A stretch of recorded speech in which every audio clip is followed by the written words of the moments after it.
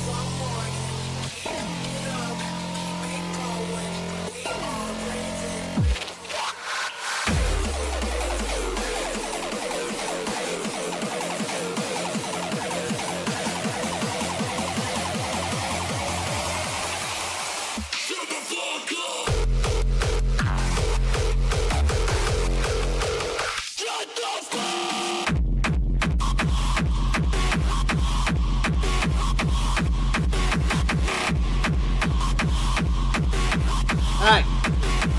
Don't get the fuck off.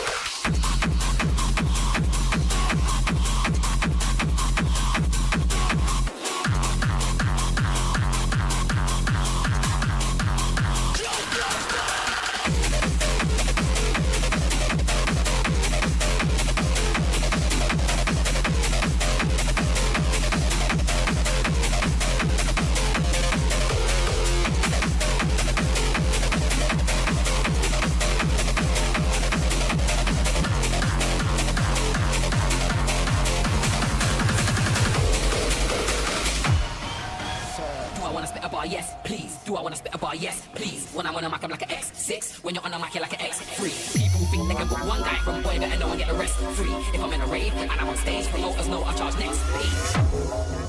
Go get a day job instead.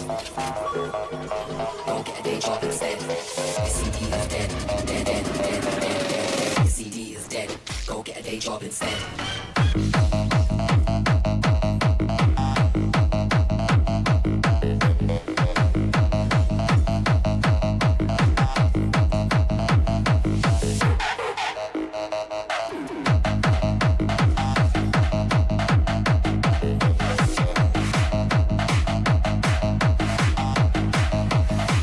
Job instead.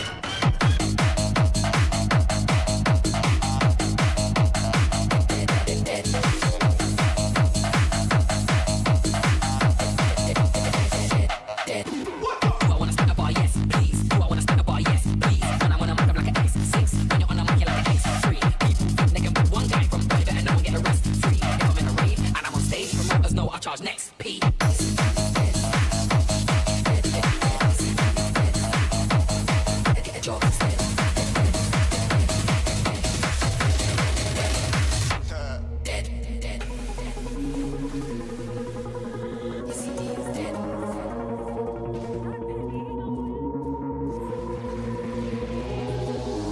Please do not be alarmed, remain calm. Do not attempt to leave the dance floor. The DJ booth is conducting a troubleshoot test of the entire system. Somehow, while the party was in progress, an unidentified frequency has been existing in the system for some time. And while many of you have been made too brainwashed to comprehend, this frequency is and has become a threat to our society as we know it. Disco weapon.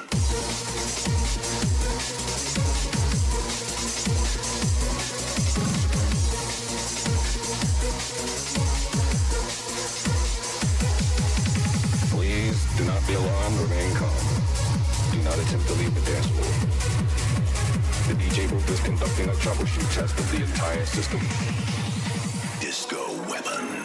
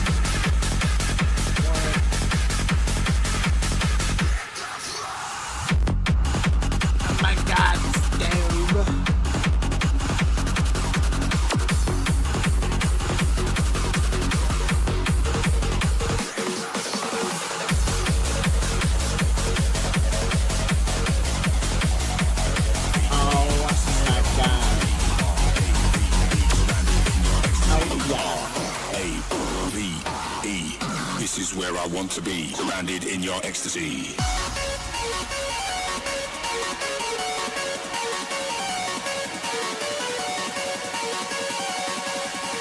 This is where I want to be, surrounded surrounded in your ecstasy.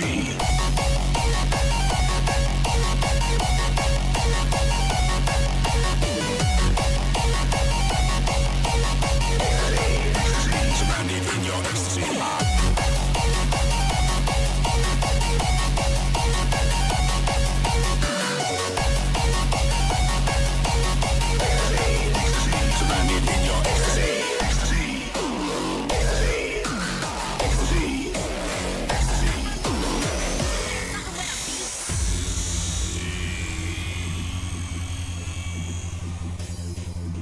Talk to the DJ. Hi, Mr. DJ. How are you? Could you, do me a favor? Sure, what's that? Well, me and my friends want to hear something really cool. Something, really catchy with a beat. What exactly do you mean? Well, do you have any spice girls?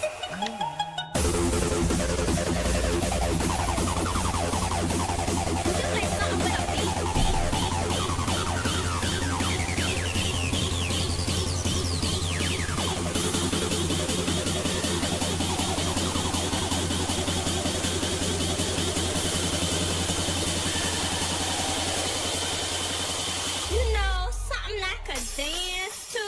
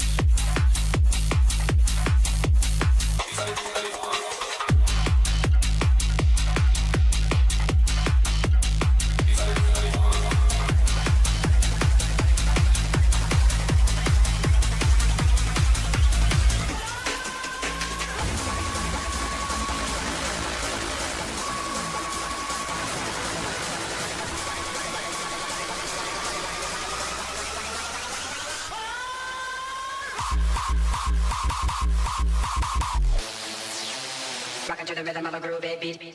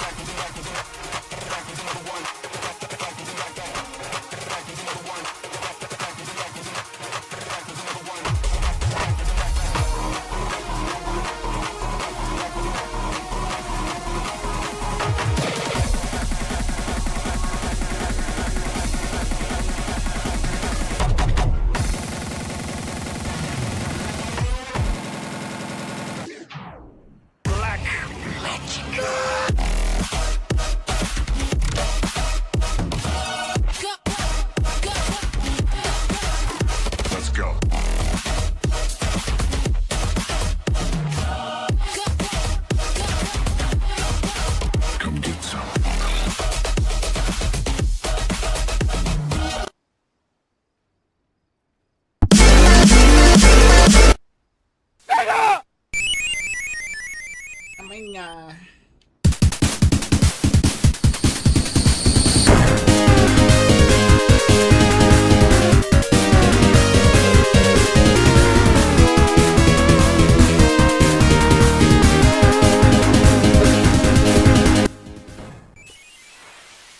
turn.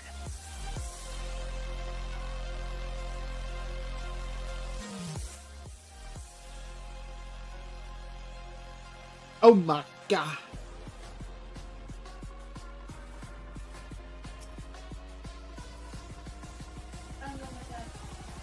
Now's our chance.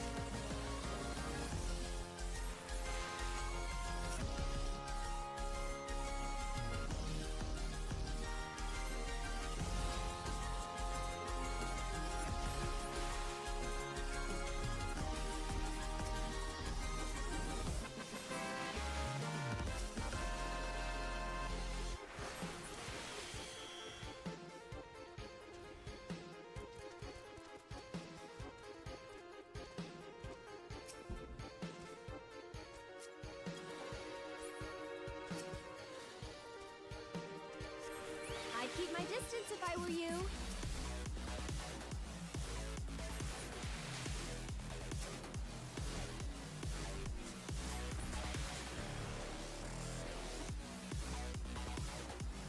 You asked for it.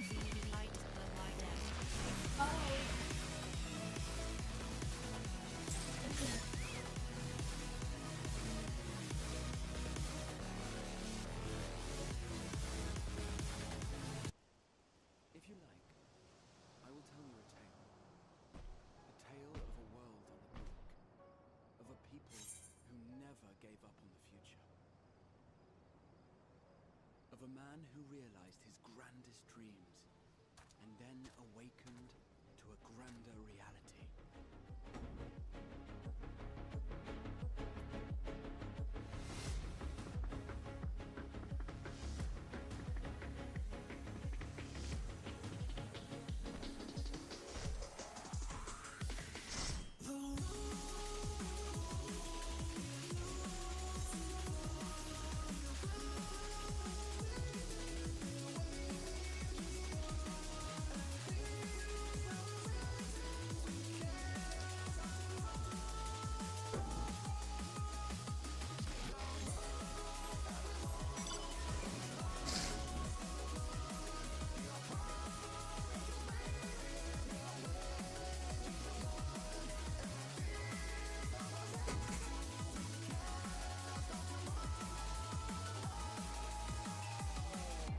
But what was it that you came here to do exactly?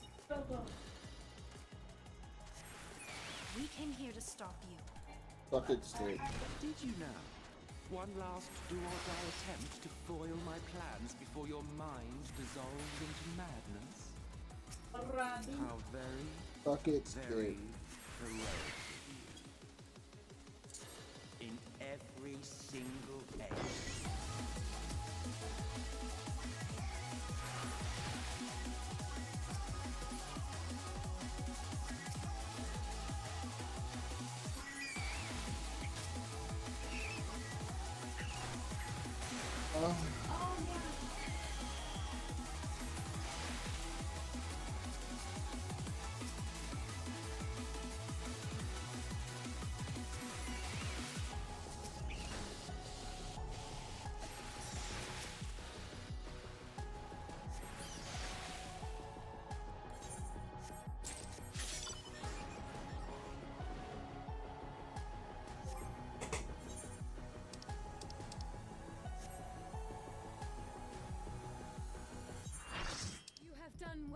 to reach the seat of godhood.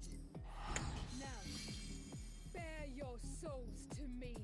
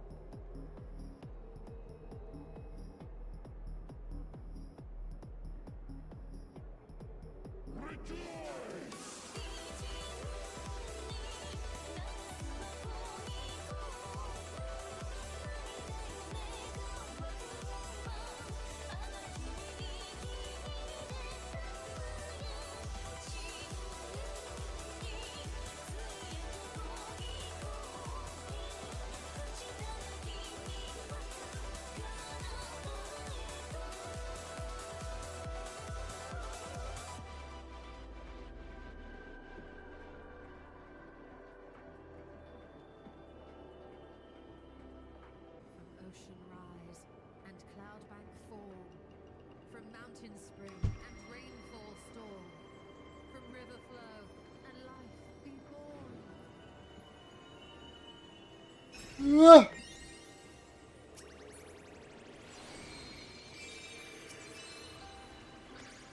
Water, water, froth and fire! Ready your arms. I fear she's been possessed.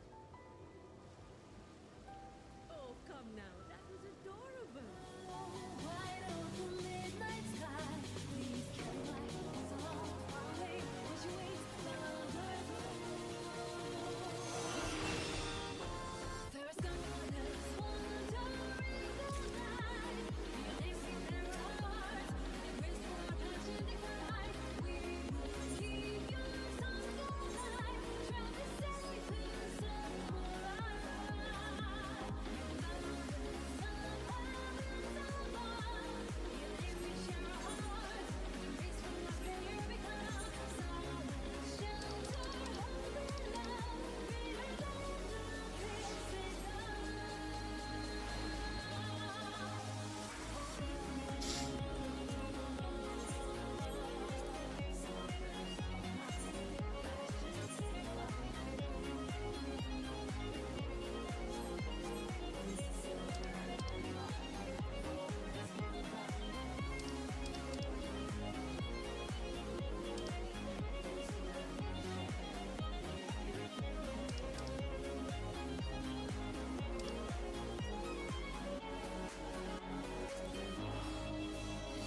What are you doing?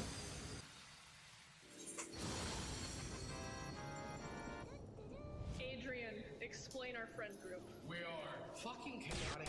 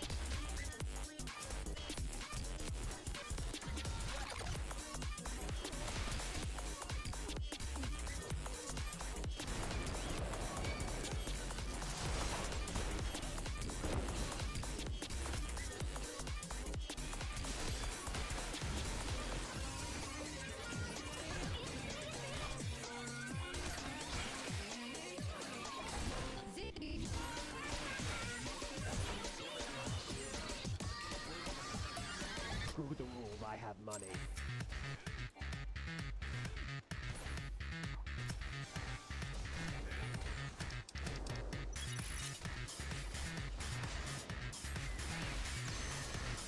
Lifting you up from inside.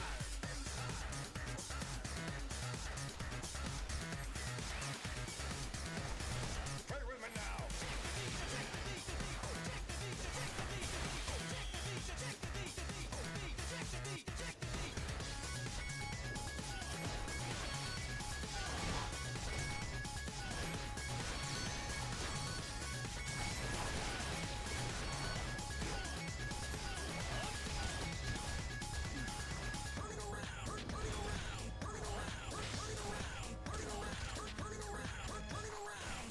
Feel the power.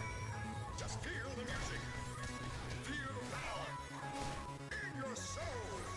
Feel the power. Just feel the music. Can you feel it in your soul? You gotta feel the power. Just feel the music. Feel the power in your soul. You can feel the power. Just feel the music. Can you feel it in your soul?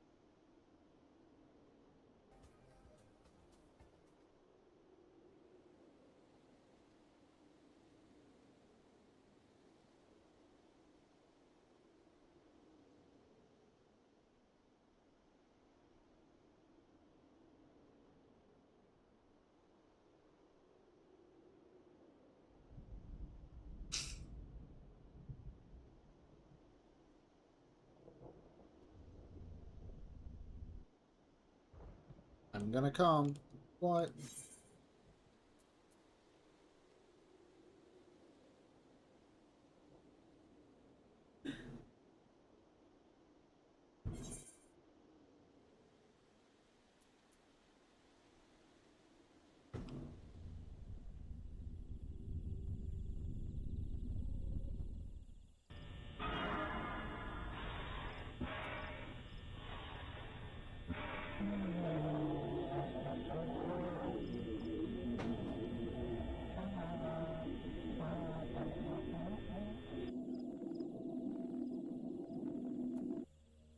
Lost media is one of the most fascinating phenomena out there, when something that people claim to have seen or have some recollection of knowing about is apparently nowhere to be found.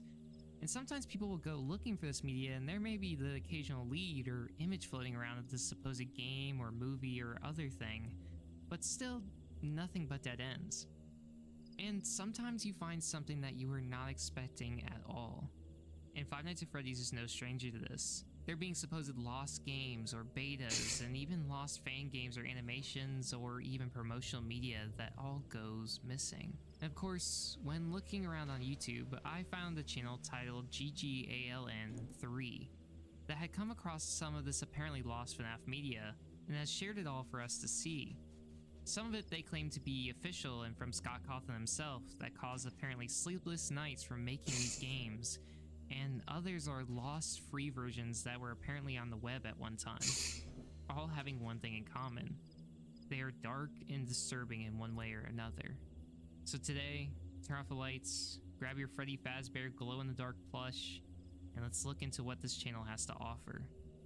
Also subscribe and leave a like if you want more videos like this, and also comment something he lost his media. The first video is titled FNAF 3 Free. The description telling us this: a video I found of a weird FNAF 3 game in an abandoned forum that was believed to be spyware. The exact origin of the video remains unknown, and the game is believed to be lost media. Some people claim to have played it too. The video starts off with us seeing the person who's playing explaining that they are going to play this free FNAF 3 copy they found of Play Store, and that at the time of this video coming out, FNAF 3 just came out a month prior, and they're pretty excited to see how accurate this one is. It cuts to the home screen of this version of FNAF 3, and we can see Springtrap, but also text that's in German. Translated says, "Endless pain with Freddy's," and the other word on the screen just says games. They start the game with night 1, and we get more German. It says, "Survive death itself until 6 AM. If you manage to do that, a surprise awaits you."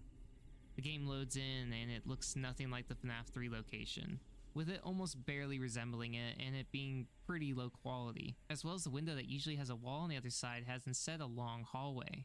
They say that this, well, completely sucks. They start to check cams and flipping through and mention how a lot of things are missing.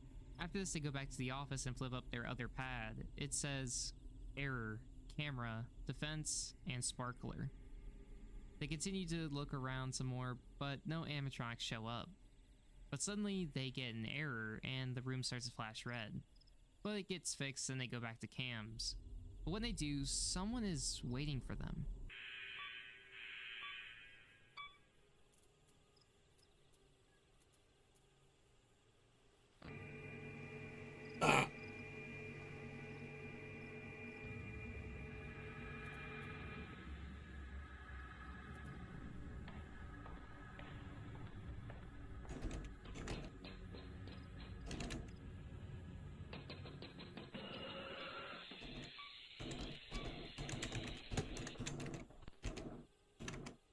This disturbing version of Springtrap that zooms around the room until it reaches the office, but they shock them.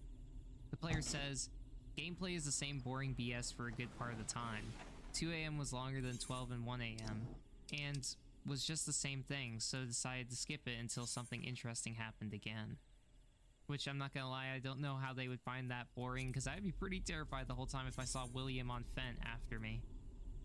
But they cut to 3 AM and it's back to them flipping through cams, until this.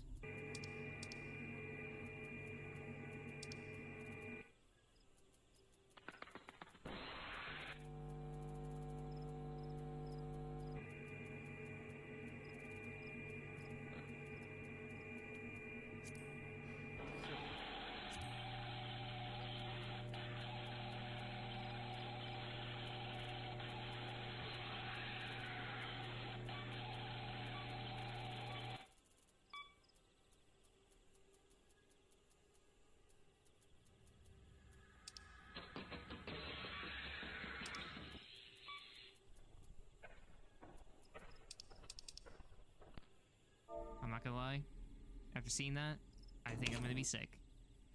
This player gets hit with 2 phantoms and Springtrap on night 1, and they are tweaking to the max as they attack the player. But the player tells us that, again, 4 AM was super boring, the same things happened. However, when I was about to stop recording, this happened. Okay, this guy is literally saying light work, no reaction to the most terrifying FNAF gameplay right now. But they show what happens at 5 a.m., and it's pretty bad. First, the sound drops to nothing, and more German pops up really quickly, saying, "He is free. Take a look at him. His hell can no longer contain him." And then this.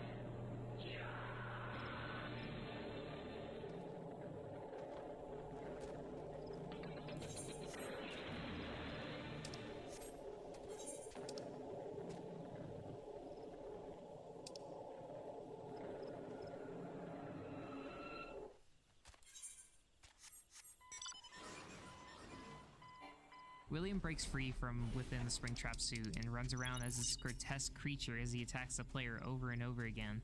But the player gets to 6 a.m. They say that was weird, but to be honest, that sucked a lot. Before the game leaves one last message for the player saying, "You will be entertained. Don't worry, we won't hurt you. It's completely fine with us to know where you are and what you're doing right now. Maybe you'd like to play more often. Then we can get to know you much better. And always remember, always sleep with the door open." With this game not only having this disturbing version of William as Springtrap crawling his way out of the suit and being this fleshy creature, which is already disturbing enough, but the message at the end alludes to this being some type of spyware where they want the player to keep it on their computer so they can continue to know more about them.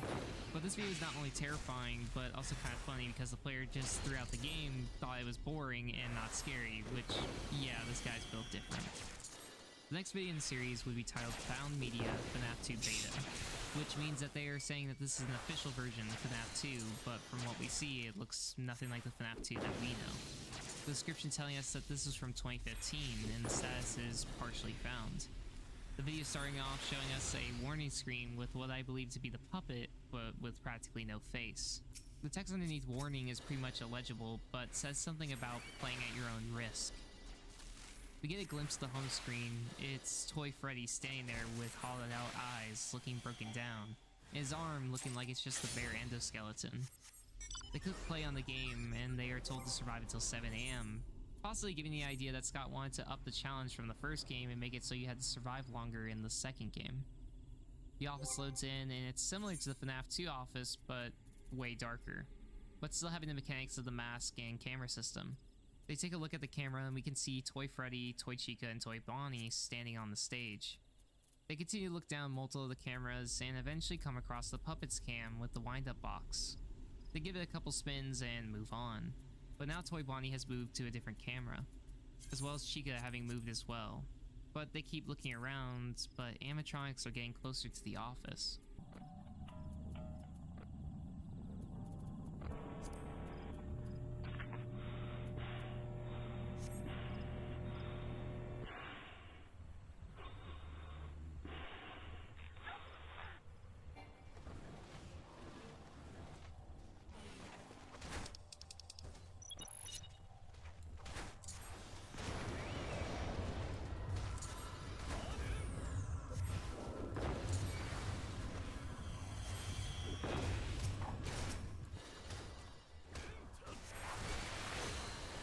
Looking around the cameras, they find Foxy as well as the puppets standing outside their box.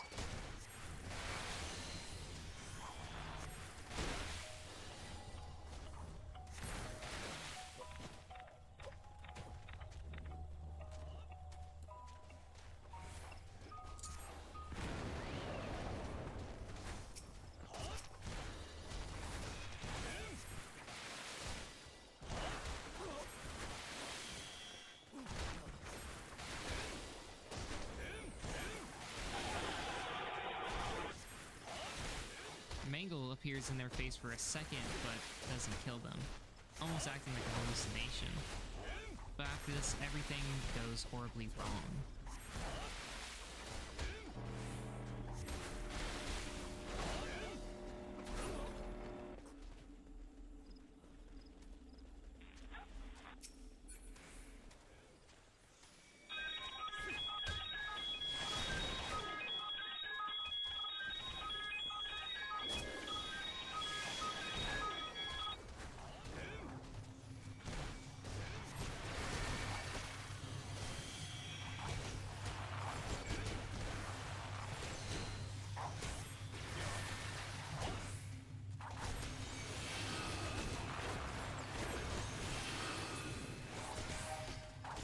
The video ending with that, with the player not able to keep the puppet's box wound up before they escape and just stare at them inside the office. Not just jump scaring them like we know how they usually do. For a brief second, you can start to hear footsteps as someone else approaches. Obviously, the difficulty of this version of FNAF 2 is put to the max, but it's just pretty uncomfortable altogether. The next video would be called Found Media FNAF 4 Free.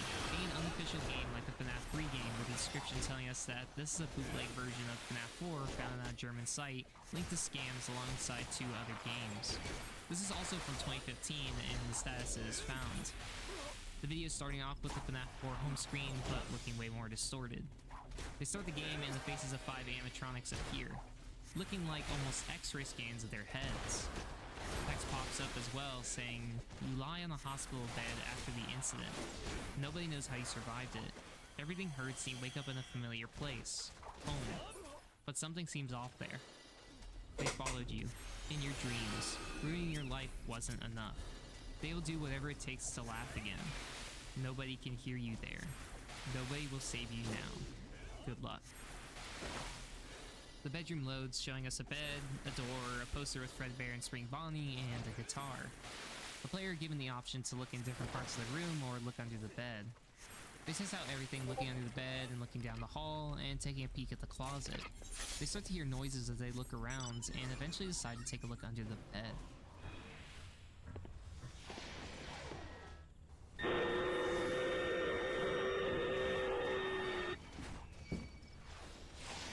Holding the flashlight on Freddy to make them go away.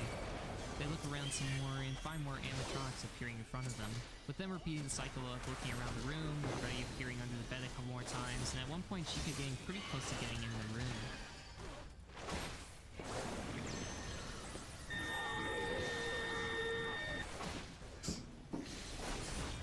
And after this they get a pop-up saying, "Offer never seen before. FNAF 2 and FNAF 3 are free too."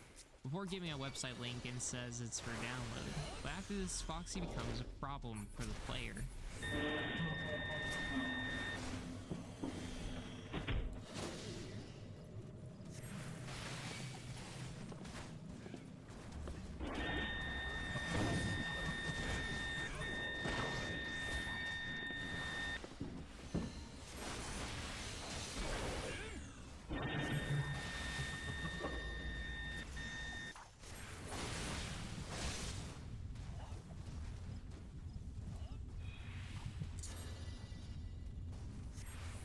All 4 animatronics staring at the player in silence as the screen fades out. It's obviously making Foxy the focus in this because that's the mask that Michael would wear to scare his younger brother and leading to the incident. The latest 2 videos on the channel focus on supposedly official disturbing found things surrounding the FNAF games, and not the free spyware games, with the next video being titled FNAF 3 Unmasked Springtrap Easter Egg. The video is showing us what looks like the actual normal version of FNAF 3. The video is starting off on night 4 at 5 AM, Springtrap peeking around the corner while the warnings are blaring. But suddenly everything changes.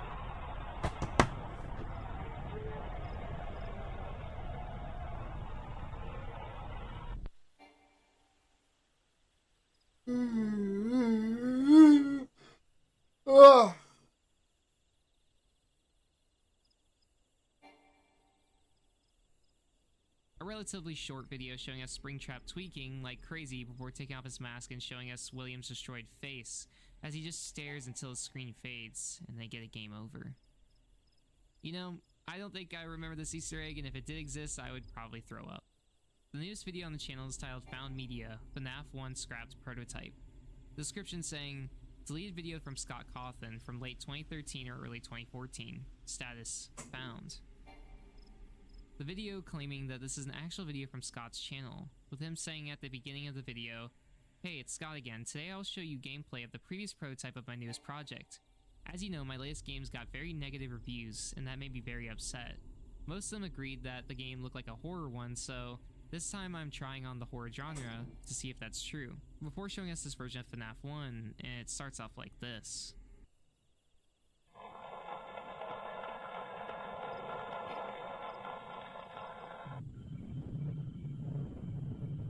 Everything feeling very low quality in graphics, as well as a super early build. Night 1 loads and we are shown this version of the FNAF 1 office with just a door on the left and an open window in front, and the word camera at the bottom of the screen. They can still turn on the light and close the door with 2 buttons on the side of the screen, but only with the one door. They take a look at the camera and show us the different angles around, which looks like the ones we know from FNAF 1. He continues telling us, "To protect yourself from CC, close the door. And when you see Freddy, just open the cameras." And we get a glimpse of what he's talking about.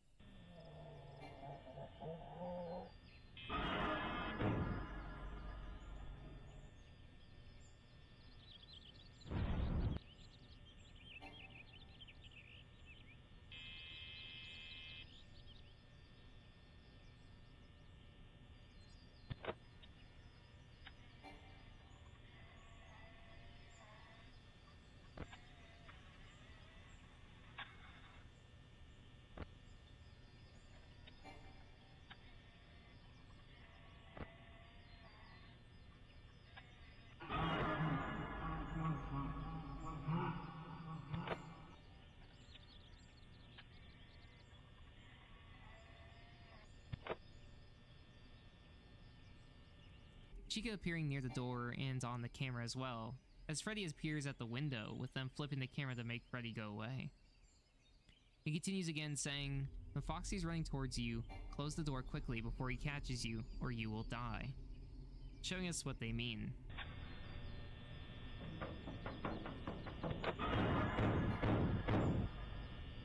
Oh. Not too different from the FNAF.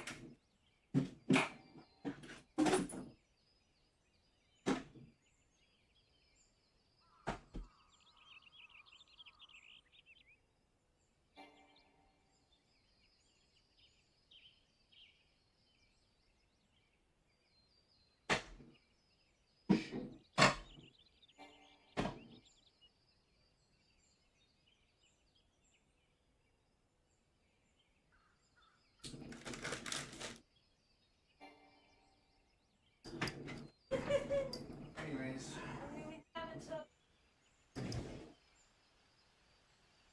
I mean, normal time. Is that a no? You haven't yet? Oh my god, bro. One that we know. Oh my god. They show us more of the animatronics doing the same things before telling us this is by far the scariest part of the whole game, Mr. Bonnie. This guy creeps me out a lot, and I even had some nightmares about this dude. For some reason, his mechanic is not working and it bugs a lot, which practically makes the game impossible, and also makes it even worse to experience. Here's footage of this happening. It is really unnerving, at least for me for sure, and we get a glimpse of what Bonnie does.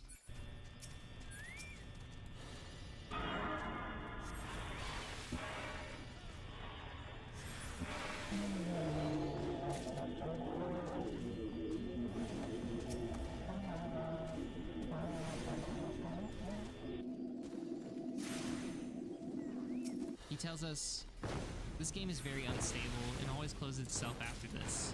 The whole development of this game has been messing up my mental health, lack of sleep, and constant nightmares about Mr. Bonnie. Also, I had to start from zero again as the whole thing was so corrupted that the best option was to delete it. I'm currently working on it. It is by far less scary and has better designs, unlike the awful ones of the previous prototype. Here is Freddy's new design, showing us the Freddy that we know and love and not the horrifying one that we saw. And ends off the video saying, anyways, see you soon on the next development video. Goodbye." And as of now, that is all the videos on the GGALN3 channel, which I will link in the description for you all to check out and give some support. I will say that these videos were pretty dang uncomfortable to watch and made me feel uneasy. And I think I'm most interested in these supposed prototypes of the FNAF games, because obviously Oh they my are not the god, games that we know. guys. But Oh it would be my interesting to learn more about god. these What and the see whether horrifying fuck? games were made. But that's all I have for today. Subscribe and leave a like if you enjoyed, and comment what you think. I will not be subscribing or leaving a like. Fuck you.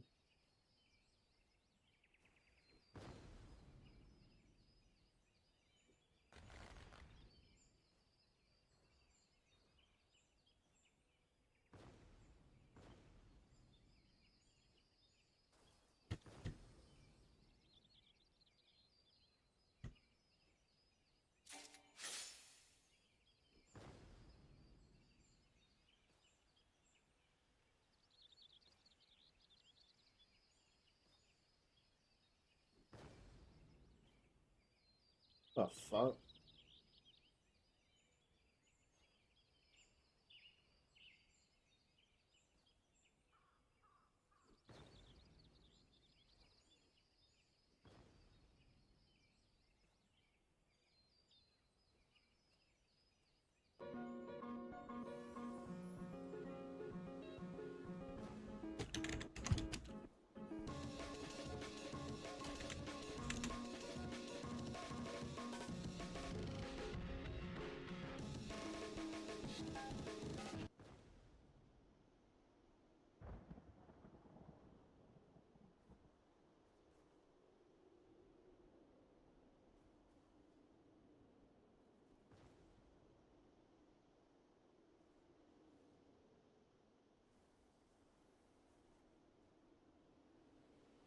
Give me something good to listen to.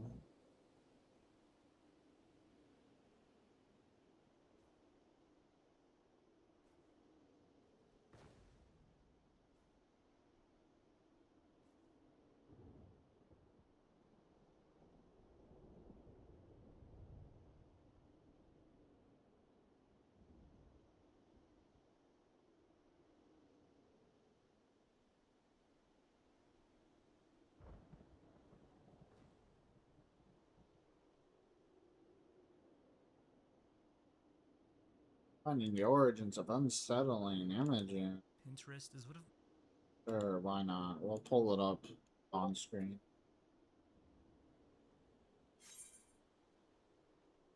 Oh, on my screen, not chat screen.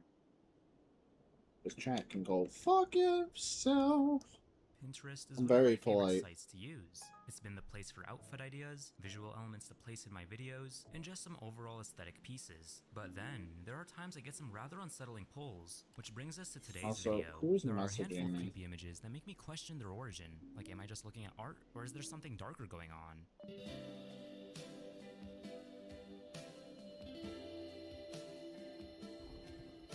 The first image I want to talk about is one I initially saw on TikTok back in 23, before I saw it again on Pinterest years later. As you're you're seeing right now, we have a group of bandmates covered in blood. When I first saw this picture, I already assumed there was nothing dark behind it. It's not uncommon for bands, especially those that lean into the heavier stuff, to use really edgy imagery and props. Although I still thought the picture looked pretty sick and a little unnerving, considering I didn't know the full context. Then I continued to scroll without a second thought. That was really stupid of me, We can do because it I got in 2 super into minutes. Visual K weeks later, and randomly remembered this image's existence. I struggled to find the account that posted it. Looking up Japanese band covered in blood gave me all kinds of varying results, but not what I was That's looking level for. 46. It gave Oh, me a that's search level pretty 46. quickly and sent this Oh image wait, to the no, back we of can my do mind. this. That Actually, wasn't I don't until a want week to. before writing the script. I was scrolling on Pinterest searching for cool outfit ideas. Then I suddenly came across this image again. Immediately, my 3-year-old question was answered in the comment section. This image is BTS from the music video for the Machine Gun Elephant song, Dead Man's Galaxy Days. To give some background, TMGE is a Japanese garage rock band that was active from 1991 to 2003.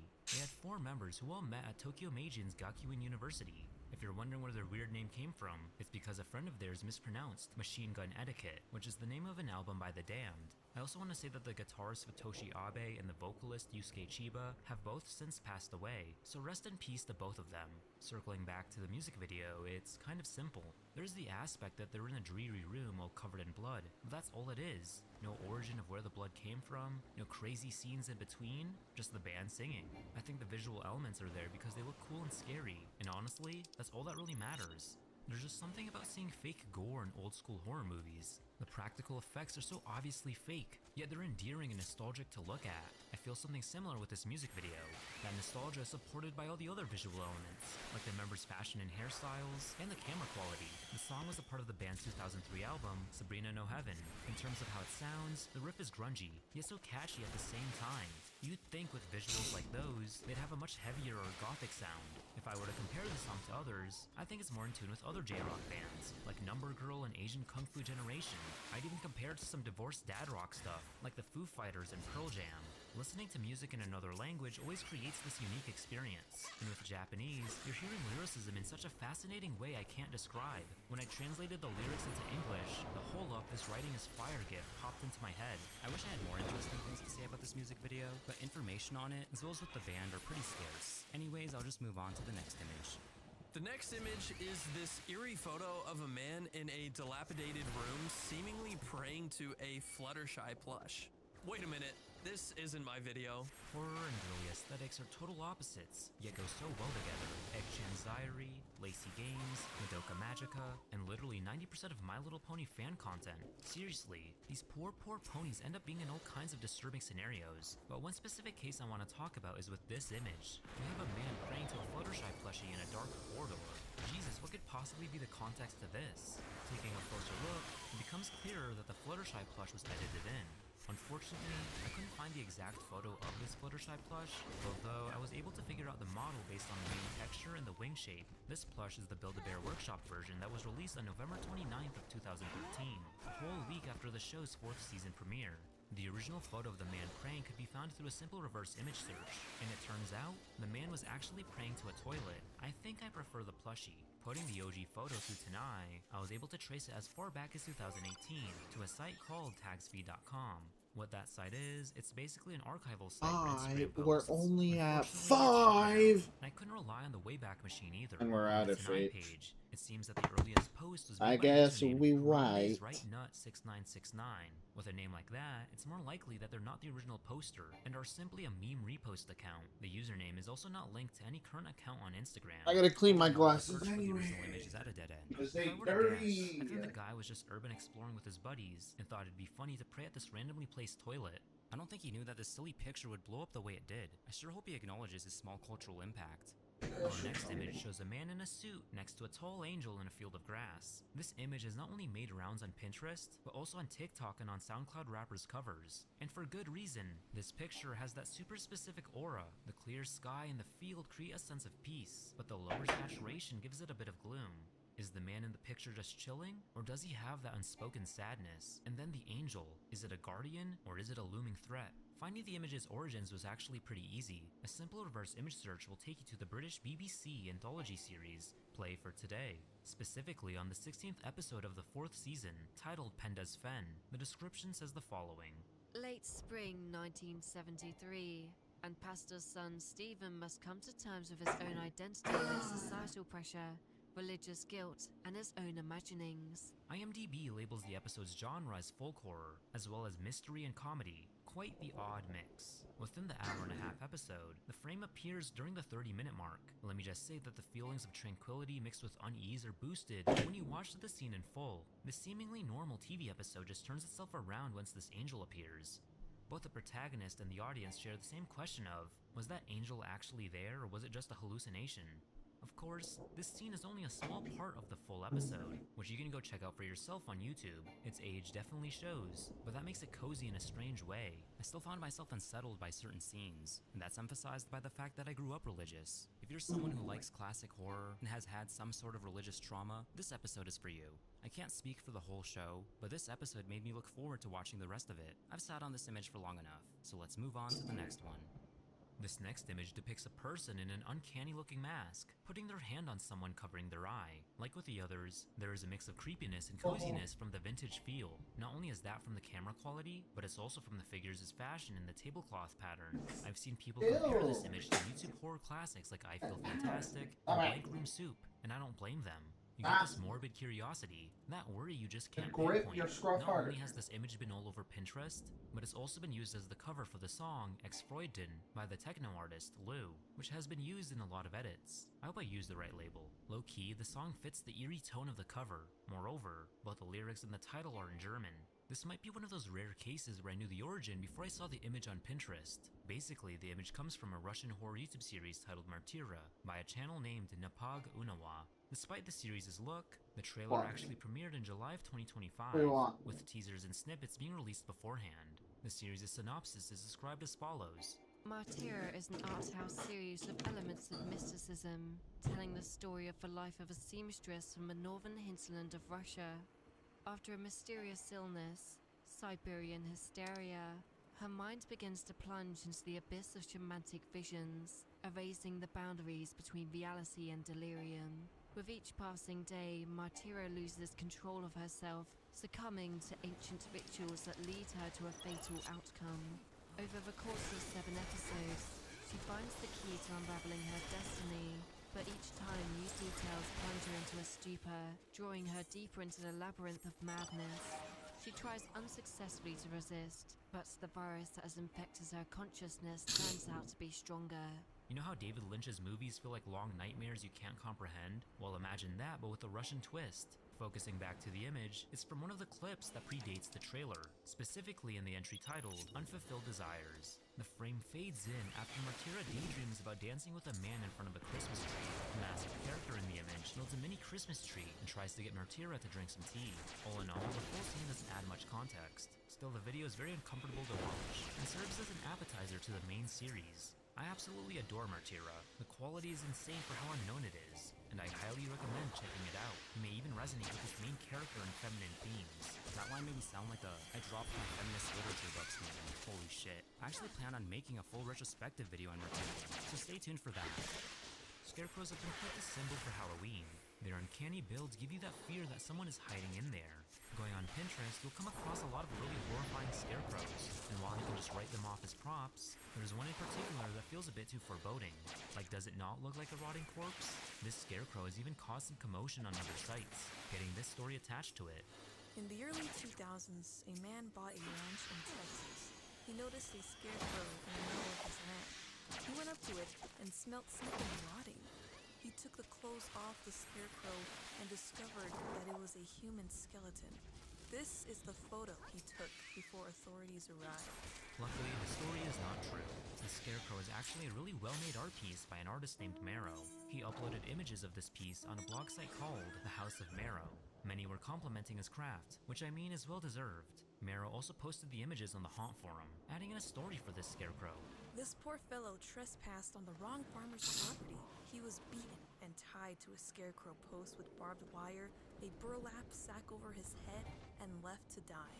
He was still alive and conscious when the crows started to pick at him. Marrow had also explained that he used masking tape and newspaper to make the prop, which is actually insane. This blog site has other works that are just as horrifying. I know it's a little too early for anything Come on. Halloween related, but I'd really recommend going through Oh, them if you have right, the I'm not chance. level synced. The last image I'll talk about is That another might be one why that I'm not included doing for shits that. and giggles. If you love goth music, then you've definitely seen this cover. For those who haven't, well, this is the cover for the Baja's EP, the Bella Session. Even if you're not a big fan of goth music, I'm sure you already recognize Baja as a pioneer of the genre. To go back to the EP, it contains 5 songs from the band's first recording session on January 26th of 1979, though it was released 4 years later on November 26th of 2018. Expectedly, each song is dark and ambient, just with an additional lo-fi feel. I could go all day about talking about this classic, but we're really here for the album cover. Above the band's logo, we have a man embedded into a large bat silhouette. It's menacing and badass at the same time. The grimy monochromatic effects make it all the more striking. The reason I'm including it in this video is not only because of how it looks, but also because I was so confidently wrong about its origins. With the EP being called the Bella Session and the first song being titled Bela Lugosi's Dead, I ran with the notion that it came from Bela Lugosi's 1931 Dracula adaptation. That wasn't the case at all. Instead, the image comes from the 1926 silent horror film, The Sorrows of Satan, based on the 1895 novel of the same name. I'm not one to watch century-old movies, so I've never seen either of these fully up until this point. To give a synopsis of the movie, we follow a writer who inherits a large fortune and befriends a rich dude who's actually the devil in disguise. Essentially, the message of this movie is about how wealth can corrupt, and that anyone can redeem themselves. The image on the cover is from the scene where Satan finally reveals himself. This movie is quite a hard watch because, you know, it's a silent black and white film, but I must admit, this is one of the cooler depictions of the devil. He's straight up a shadow with wings, and I think that makes him terrifying in his own right. We probably weren't too crazy with this image compared to the others, but I still thought it was fun enough to talk about.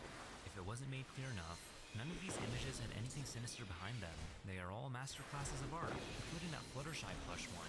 All the images I talked about today have elements that make them frightening, yet so beautiful at the same time. As a kid, I was always surrounded by darker media, 2000s emo music videos, Tim Burton films, leaked video games, creepypastas, and all my neighbors' crazy Halloween decorations. As I grew older, I set aside my love for darker media to engage with what's trending, and to rediscover that love in my later high school years. Even now, I still prefer duller colors, slightly unsettling music, and grim storytelling. The point is, all of these images really scratched an itch for me. They all perfectly encapsulate the things I'm into. But what do you think about these images? Do you have a particular favorite? Are there any others you'd like me to talk about? Comment down below. I would appreciate a hype, and I would also really appreciate you guys getting me to 100K, because I'm super close. Take care of yourselves, and of course, as usual, please have yourselves a damn good one.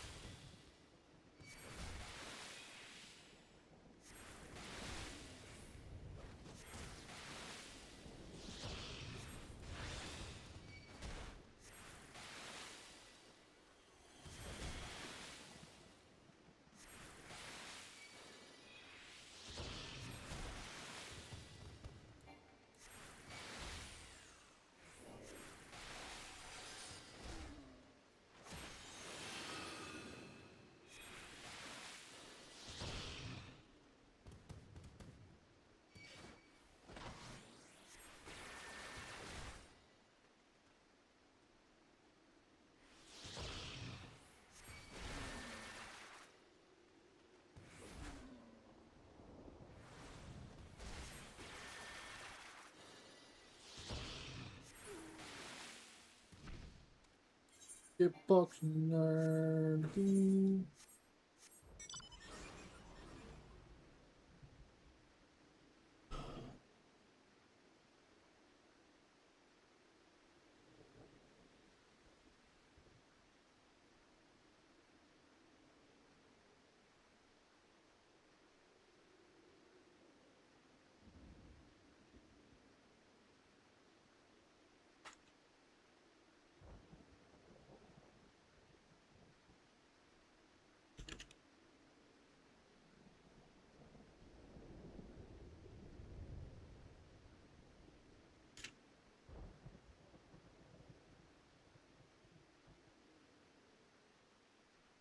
Oh my god.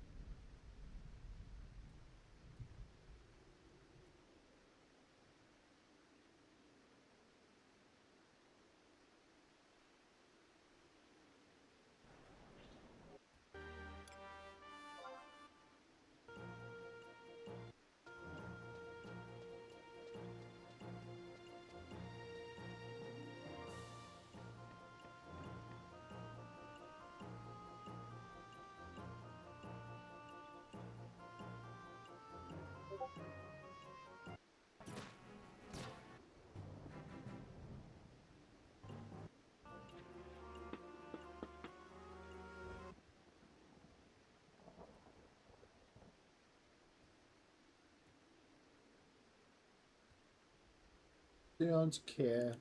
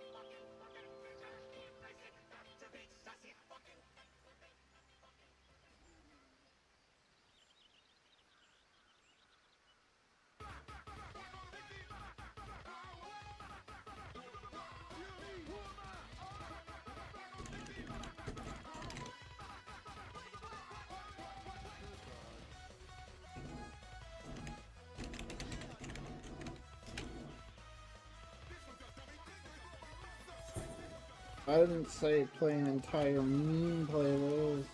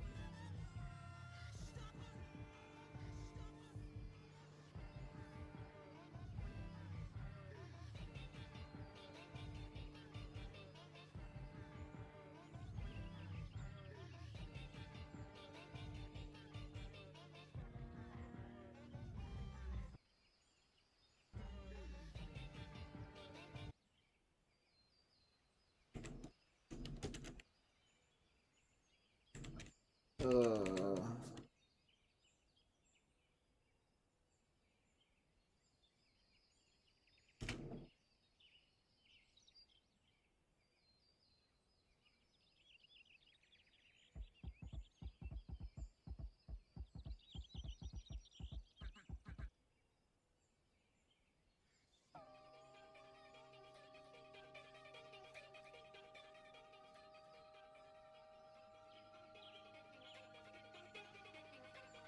Ding.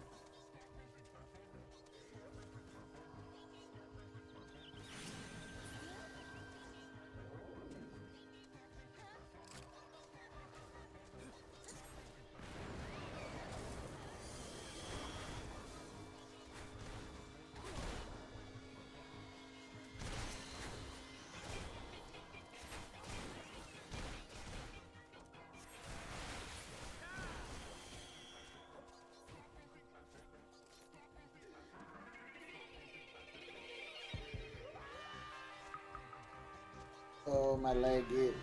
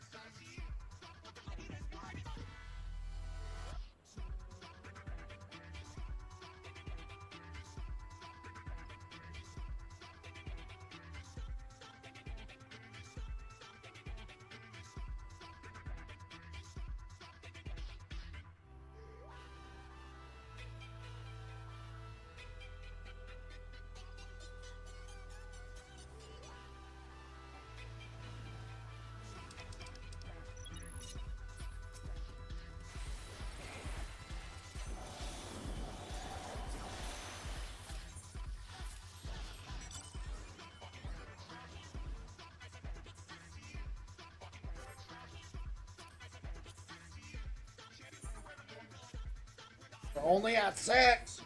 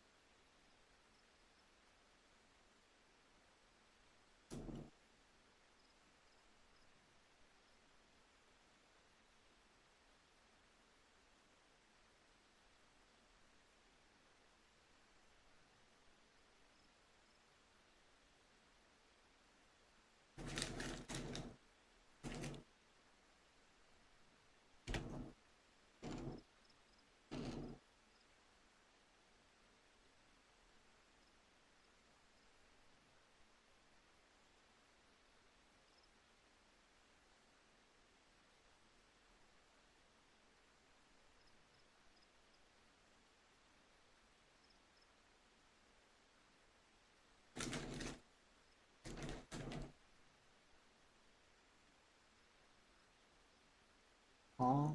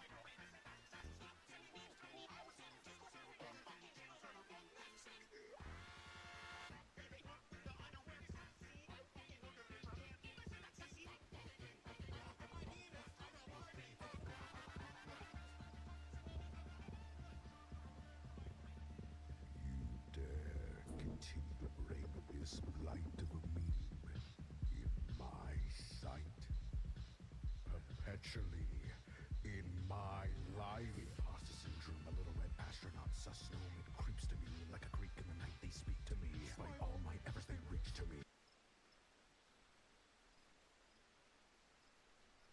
Stop posting about Among Us! I'm tired of seeing it! Penis! More like bean sauce!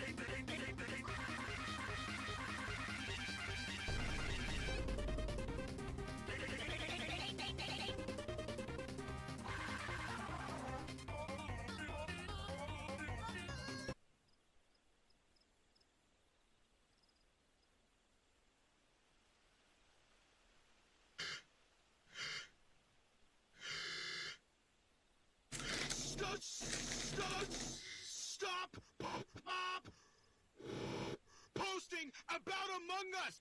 Sus. I'm tired of seeing it. My friends on TikTok send me memes.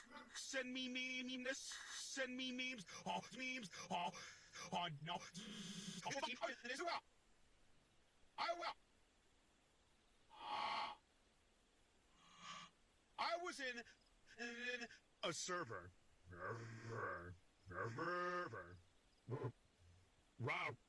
Right? Yeah. And all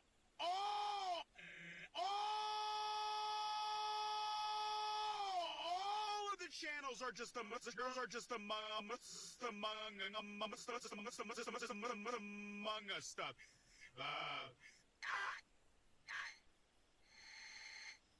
I showed no shit. I showed my girl. My champion underwear to my girlfriend. In the logo, I flipped it, and I said, hey, babe,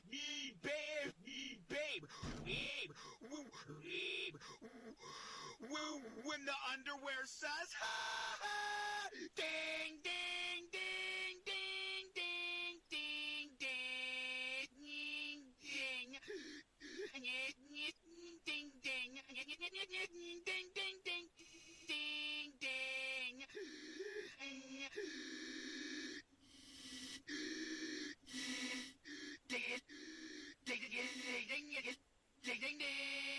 I fucking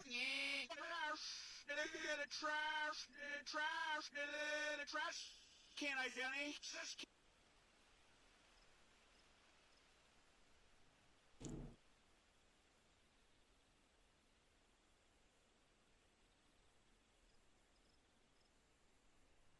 오늘 나는 치긋떠진 치즈볼이 될 거야. 오늘 나는 치긋떠진 치즈볼이 될 거야. 오늘 나는 치긋떠진 치즈볼이 될 거야. 오늘 나는 치긋떠진 치즈볼이 될 거야. 오늘 나는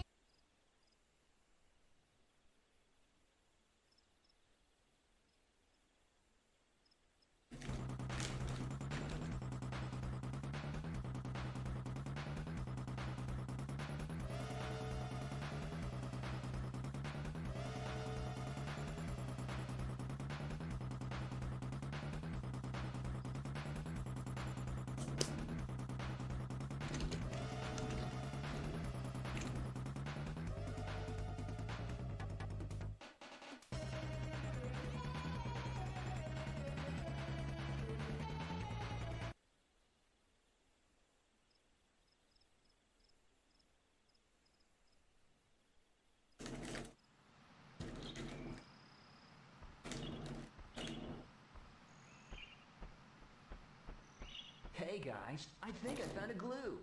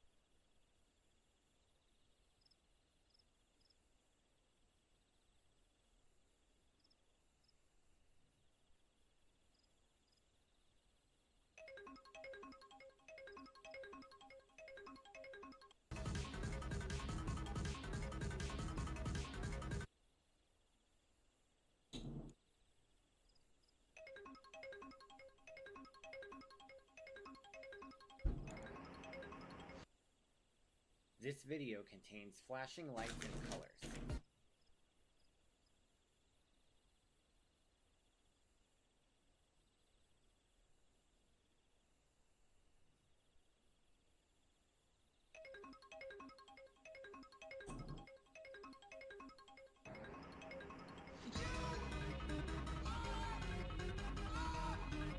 This video contains flashing lights.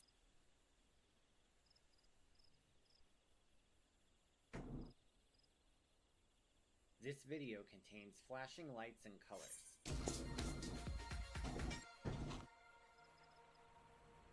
You know, I've talked a lot about dark rides over the past few years, and there's been one question that I'm constantly asking. What is the worst dark ride ever built? Now, this question is of course subjective, and there's no real objective answer. For a long time, I thought the worst dark ride ever built was Terminus. That old empty pretzel dark ride by Ride Offer Shows, that is no longer on their website, so I think it's defunct now. I also thought it was Unstoppable's The Universe Cup at the UAE's Real Madrid World. This ride is incredibly cynical and lazy, but the more I thought about it, the more I realized at least it was funny. Like, so terrible that in multiple POV videos, you can hear people laughing at it. So then the worst of all time is Terminus, correct? Well, maybe, but I think there is another candidate on top of that. At the very least, I would have loved to check out Terminus for curiosity reasons alone, and to say that I've ridden it. But is there a ride out there that even I will not ride? Quality-wise, I don't think anything really beats not having any scenery at all. But in terms of the overall ride experience, I may have found the worst dark ride ever. Or, in a way, it could be the best horror ride ever. For this, we're going to take a flight to Zaragoza, Spain. I'm sorry, it's Zaragoza, not Zaragoza. Specifically, we're going to check out a ride named Green River at Zaragoza Amusement Park. Now, the Dark Ride database, who provided much of the footage of this ride that I will be using, has a bit of information about it on their website. For context, this used to be a horror-themed water ride called Rio Misterioso. As far as I know, there's only one video of the original version of the ride. That said, the ride was re-themed around 2019 into a more fantasy fairy tale attraction. But as far as I can see, this new ride is even more frightening and disturbing than the original. But what exactly is disturbing about this ride? Now, according to the park's website, the only description of this ride is, roughly translated, want a different kind of boat ride? Here's your chance to do it in a fantasy world. I understand that, you know, there's a language barrier, but that's the most vague description of a ride I've ever seen. Notice one thing, however, they don't show any photos of the inside of that cave. But what exactly is inside this ride? Well, for better or worse, let's check it out. So the ride actually starts off outdoors. Passengers board large logs. Now, if you're expecting a log flume with an exciting drop and splashdown, you're going to be extremely disappointed because there are no drops on this ride. This is more like one of those mini pool rides. Like, for example, the kiddie canoes at Canyon Lake Park. Trust me though, you're not going to want to take your kids on this. At the station, you'll see the ride's name, Green River, as well as a dwarf sleeping on a rock, and whoever this is. He looks like a rejected Jimmy Neutron character. So far though, it looks pretty unsmooth. Now the ride starts off with a nice little stroll outdoors, but then you approach the tunnel. At first glance, I thought the tunnel was surrounded by human skulls, but they're just rocks with a bunch of holes. That said, if you have trypophobia, this may be even worse than human skulls. It's just a taste of what's to come. So once you get through that very small tunnel opening, you enter the ride. And wow.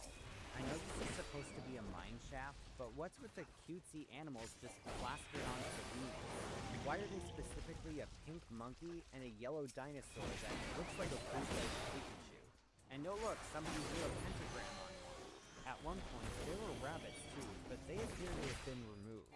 They probably wanted to escape. There's pretty much zero theming, and with the lights on, the whole thing looks dilapidated. It's obvious this ride wasn't designed to have the lights on all the time. Another thing you'll notice is the quote-unquote music playing in the background. Now to be fair, when the ride first opened, it was just a generic whistling theme. Something you hear on, like, blind toilet paper.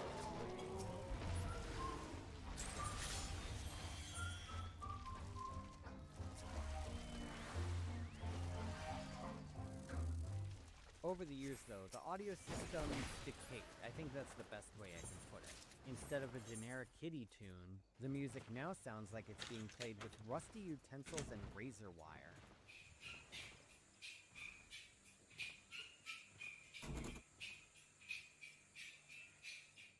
And during the beginning of the ride, there's a weird siren in the background.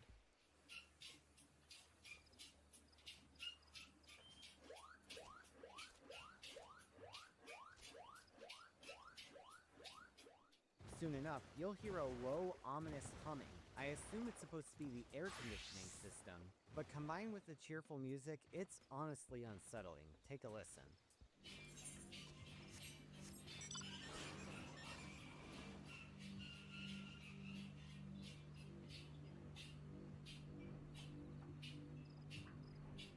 It sounds like if Jason Voorhees was just stalking in the background of a Cocomelon video. As a whole, there's no real theming in this mine shaft, except for a few barrels that I assume are filled with gold, but look more like they're filled with industrial insulation foam. It looks like there's mold growing on the walls, and it's clear the inside needs a serious paint job. And did I mention how disgusting the water looks? This right here is what happens when you don't use any chlorine or bromine, and if they are using chlorine, clearly they need some algaecide. In some spots, this water just looks like piss.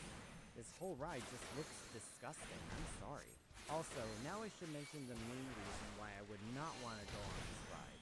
Just look at all of these cobwebs. Cobwebs, cobwebs, and more cobwebs. I mean, it's pretty obvious that this ride building is infested with spiders. Now don't get me wrong, I know how important spiders are to the environment, and I know they play a big role in managing the population of invasive insects. And hell, if you've ever been to Cedar Point, you know how many spiders are there. The difference is that those spiders are outside, and I'm not stuck in a tunnel filled with them. So after this segment, you're surrounded by what I assume is supposed to be a crystal cavern, but it looks more like they lined the inside with cheap aluminum paint, and they stuck some crystal lamps from Timu on the ceiling. And on the walls, you can see the paint peeling off, revealing the foam underneath. Either that, or that's more algae. Now, this scene is supposed to take place in the dark with all the lamps lit up, and it looks okay, I guess. But now, it appears they just leave the lights on. Next is the only scene that involves the characters from the ride's entrance. You see a dwarf mining at the wall and the Jimmy Neutron reject by a minecart and a treasure chest. This scene, however, is blocked off with what look like dirty, scratched-up plexiglass windows. Maybe this is meant to keep people from throwing things at the figures, but it just makes the scene look dirty and grimy. On the other side is a painted background that's supposed to emphasize how shiny and valuable the barrels of gold are. I put gold in quotes because honestly, I think industrial foam is too nice, because from this angle, they just look like barrels of dog shit. After exiting this scene, you come across a scene with a sleeping dragon. Now this scene is supposed to be cute, but I can't help but notice the rotting ceiling above. And if you look closely, you can see that some of the ceiling has been removed. Either it fell out from decay, or they had to cut it open to give an animal, or maybe a wasp nest out. You can also see more graffiti on the dragon head. Immediately after this, you take a right turn outside, and what on earth does My Little Pony have to do with any of this? And for that matter, what do Mrs. Potts and Chip have to do with this? None of these characters signed on to this, and I'm pretty sure nobody got permission from these characters' respective copyright owners. What's sad is that this is pretty much the closest thing you'll get to a My Little Pony dark ride, and this just looks so pathetic. Mrs. Potts and Chip are just standing on cinder blocks. The My Little Pony characters are just washed out statues, and one of them has graffiti on it, and they just threw in stock candy cane and flower props. This reminds me of the whole Willy Wonka experience disaster. If it was a ride, this would be it. After this sad turnaround, you re-enter the ride building. The screeching, rusty music starts playing again, and the ceiling looks more rotted than ever. On the side, you have a lit-up forest with what look like masks on the walls. Are these supposed to be more dwarfs? Or maybe they're cursed objects? Now this next part does look pretty cool, I'll admit, but paired with the screeching music, it's just sensory overload. If you want to know what anxiety looks and sounds like, this is a pretty good representation.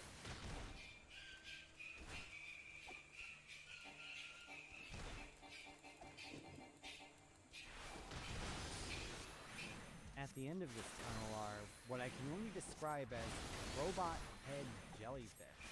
Next is a room that's supposed to look like some mystical candy land, with cakes, pies, ice cream, and donuts that look like they came from Don't Hug Me, I'm Scared. You know, it's actually kind of a knockoff of Piccolo Mondo at Germany's Europa Park, as it has a similar room towards the end. And you can't forget the cobwebs. But it does fit the setting. You could just say that it's cotton candy from a spider's butt. After one more webby, narrow passage, the ride mercifully ends. And in the footage, you can see one unfortunate family about to hop on board. I genuinely feel sorry for them. That all said, I do believe that there was some effort to make an interesting fantasy dark ride. But either they just didn't have a big enough budget, or they just threw everything they could at the wall and hoped that it stuck. Even though I wouldn't ride it because I'm terrified of Masturbating in the spiders, bathroom. I highly recommend it for anybody who can stomach going inside a tunnel full of cobwebs. And you know, the more I think about it, this ride may be a piece of unintentional horror gold. The sheer juxtaposition of what are supposed to be cheery visuals with the sheer state of decay that they're in is something that you really don't see a lot of on dark rides. And just look at the comments on this video. DE7791 said, "It's nice to see a group of scientists coming together to create horror beyond human comprehension." Animal Friend L46 said, "Why did I choose to watch this right before going to sleep?" Gregor Horror said, "Oh, this one is super unsettling, very intriguing." And Save the Kale said, "This is so ominous. I can smell it through the screen. I can definitely smell the urine too." You know, I'm genuinely curious to know what the design process behind this ride was. I'll let you in a If second. there was even a design process. Maybe somebody just went, buy some props that fit some fantasy theme and put it together or whatever. And the fact that I made an entire video about it shows that it does have value. And I mean, if it weren't for the spider infestation, I'd say I'd rather ride this than something like Fast and Furious Supercharged. And the best thing I can say about this ride, it didn't use any AI. So is it the worst dark ride ever? You know, depending on if you even want to call Terminus a dark ride, you could make that argument, but I still had fun talking about it. I guess when you're a dark rideaholic like I am, you just love them all.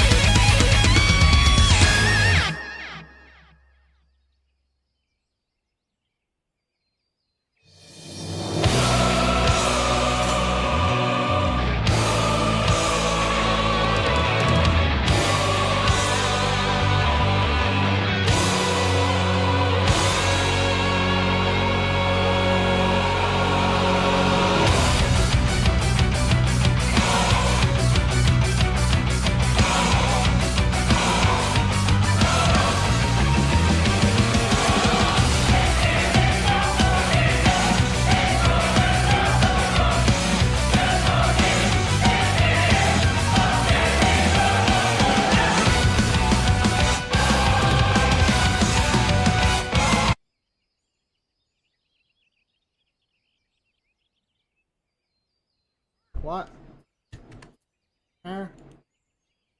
What?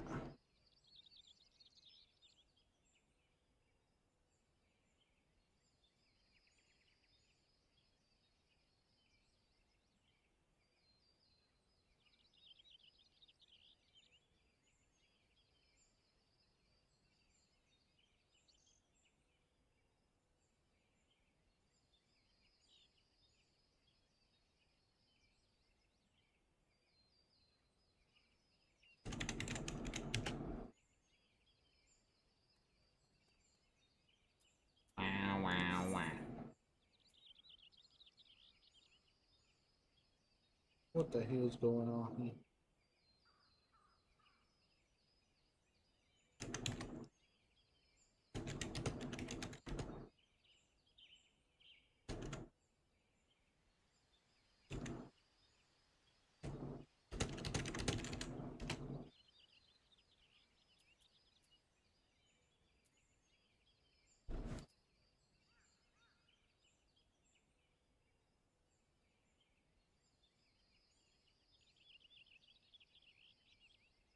Meow meow meow.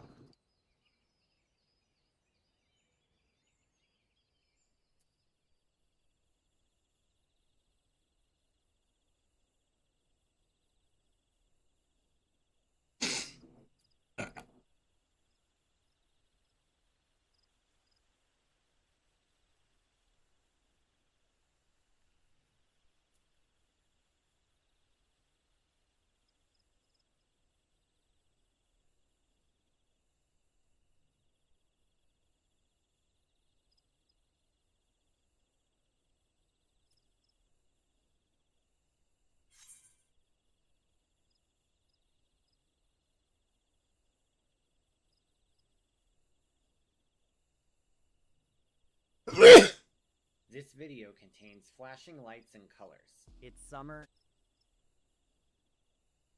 Oh my god. I'm just gonna start busting a move.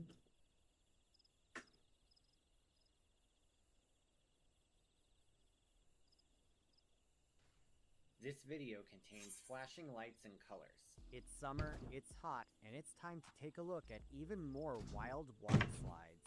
As it turns out, there are plenty of water slides throughout history that are downright terrifying. Not for being tall or fast, mind you, but for having unsettling aspects and aesthetics that make them look like they came into reality from at least a few people's nightmares. Whether it's a creepy appearance or a downright terrifying ride experience, let's go over some new and familiar nightmare water slides right here on Theme Park Crazy.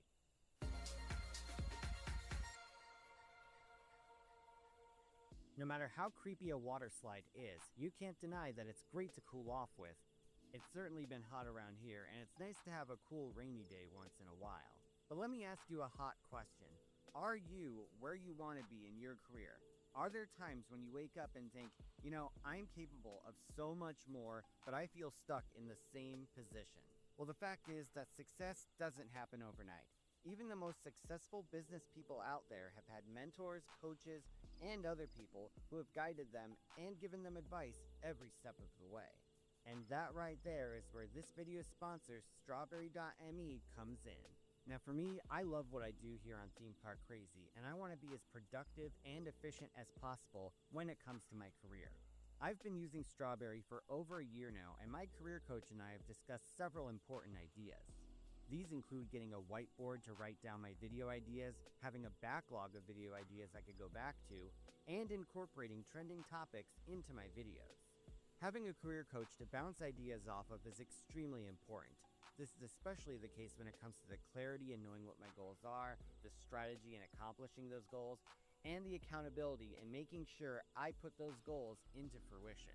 With Strawberry's expert guidance, you can make sure you're taking the initiative to take control of your career trajectory. If you're interested in this, scan the QR code or click on the link in the description to go to strawberry.me/themeparkcrazy to get 50% off your first coaching session. That's strawberry.me/themeparkcrazy. That's strawberry.me/themeparkcrazy. It's like therapy for your career. I found that Strawberry has given me new knowledge and insights when it comes to my career goals. Oh, I'm sure you yeah. will too. Special thanks to strawberry.me for sponsoring this video. Number 10. Funnel Web at Australia's Jamboree Action Park. A major source of Australian national pride is the sheer amount of big things. These are large novelty sculptures that often serve as tourist attractions on road trips. As of 2022, there were over 1,000 of these statues across the whole continent. Just a few examples are the big banana, the big prawn, the big wine bottle, the big Scotsman, and the big toilet. Actually, that's just a gag from The Simpsons, but at Jamboree Action Park in New South Wales, there's the big funnel web spider. For those unaware, the funnel web spider is infamous for being the deadliest spider in the world, with Do you venom want that can kill anything a person delivered in as low when as your check 15 comes? minutes. So naturally, the fine No. folks at Jamboree decided to Nothing theme at the all. funnel slide after it.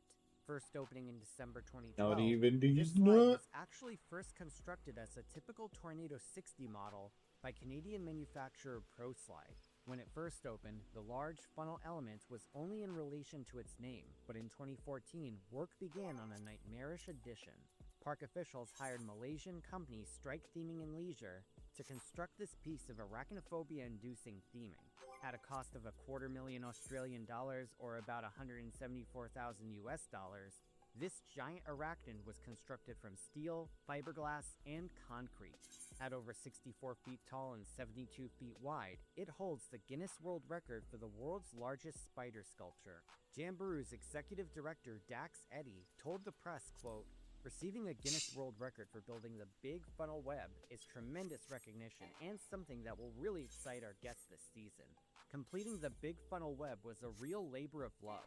There's no doubt being confronted by a giant spider on a water slide is an absolute nightmare for both arachnophobes and megalophobes alike. And spoiler alert, it won't be the only spider-related slide on this list. Number 9, Dragonfall at Finland's Tropiclandia. If you're obsessed with submechanophobia, you may have seen this slide on Reddit before. Located on the Finnish island of Vaskiluoto, Tropiclandia is a water park destination consisting of a spa, a swimming school, an outdoor water park, and an indoor water park.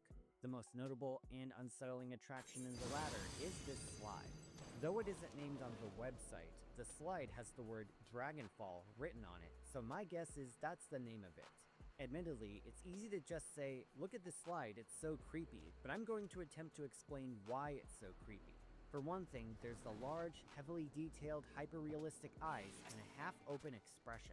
There's also the fact that this dragon-like character has large, human-looking teeth that seem to stick out from his exaggerated open mouth. Plus, his lower row of teeth appears to be submerged under the water. As you can imagine, the constant run of water puts considerable wear and tear on the paint, so this dragon needs pretty regular paint jobs. Speaking of paint, the slide actually used to look even more unsettling, with a more cartoonish appearance and a wide-eyed expression with red eyes. I'm not sure when this photo was taken, but it was probably over 20 years ago, since there seems to be no video of it in existence. Fortunately, this slide remains operational as of today. If you live in Western Finland, this looks like a great spot to take your family, and possibly give them nightmares too. Number 8, the Keister Coaster at Disney's Boardwalk Resort in Florida. I talked about this a while ago in my 10 weird Disney rides and attractions video, and it's still worth noting here. For years, one of the strangest things at Walt Disney World was not at any of their parks, but at one of their resort hotels. First opening in 1996, this resort is located adjacent to Epcot. It consists of an entertainment district and a hotel called Boardwalk Inn. Its swimming area is known as the Luna Park Pool. It, like the rest of the resort, is themed to classic seaside amusement parks of the early 1900s. Its centerpiece is the Keister Coaster, a water slide built to resemble a vintage wooden roller coaster. Today, the exit of the slide is a flat mural depicting Mickey Mouse and his friends. For more than 2 decades, though, this slide had one unique feature that countless guests found unsettling. At the end of the slide, riders used to emerge from the mouth of a giant clown. This thing had enormous eyes, a giant open mouth, and a look that many people described as downright creepy. At night, the design was even more unnerving, as the eyes of the clown lit up. Hell, even adults found this design terrifying. In 2020, Disney finally retired the infamous clown face, replacing it with the aforementioned mural. Still though, many miss the old clown, and I gotta say, I'm one of them. I much prefer the intricate 3D sculpture over a flat 2D print. Number 7, ocean loops on various Norwegian cruise line ships. What do you get when you cross thalassophobia and claustrophobia? You get ocean loops. The slide's design is exclusive to select Norwegian cruise line ships. Featured on Norwegian's Bliss, Joy, and Encore, Ocean Loops has become one of the most famous cruise ship water slides ever built. Manufactured by German water slide company Aquarena, it's a trapdoor slide that starts with riders stepping into a capsule above the deck. As if the trapdoor drop wasn't intense enough, the slide's layout consists of 2 consecutive incline loops that go over the edge of the ship. Notably, the tube is made out of clear acrylic, allowing guests on deck to see people navigating it. Now, this slide has often gone viral from videos of people getting stuck at one of the low points. Just recently, a video went viral on TikTok in 2025 after a woman got stuck and was seen panicking inside the section of tube over the ocean. The footage terrified viewers, with many remarking on how they would freak out too. Fortunately, what many commenters didn't realize is that she was never in any real danger. This slide is actually equipped with an emergency escape hatch at each low point. If you get stuck, all you have to do is make your way to the hatch, exit, and go down the stairs provided. Even knowing that safety features exist though, the very thought of sitting in a clear tube over open ocean is undeniably nightmare fuel. Number 6, the cabin class pool slide on the RMS Queen Mary. Yes, we're heading all the way back to the 1930s with this one. Specifically, we're talking about Cunard Line's ocean liner, the RMS Queen Mary. Is it Cunard or Cunard? First debuting in 1936, this ship had several notable amenities. Among the ship's facilities were 2 indoor swimming pools for year-round use, a smaller one for the second class, and a larger pool for the first class. The cabin class pool, which spanned the former C and D decks, measured 35 feet long by 22 feet wide. Though it had no windows, the pool room was notable for its Art Deco design, illuminated fountain, and mother-of-pearl ceiling. Originally, the pool featured 2 diving boards and a small slide for passengers to enjoy, but due to safety concerns, the diving boards were later removed to prevent passengers from diving into water whose depth could suddenly change as the ship rolled.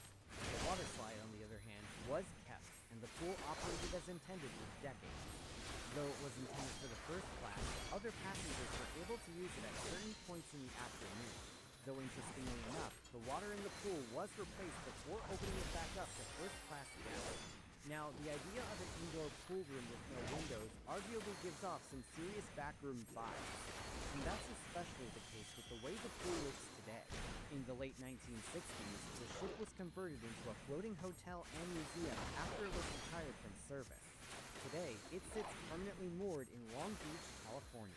During the conversion, critical support beams were removed from underneath the pool.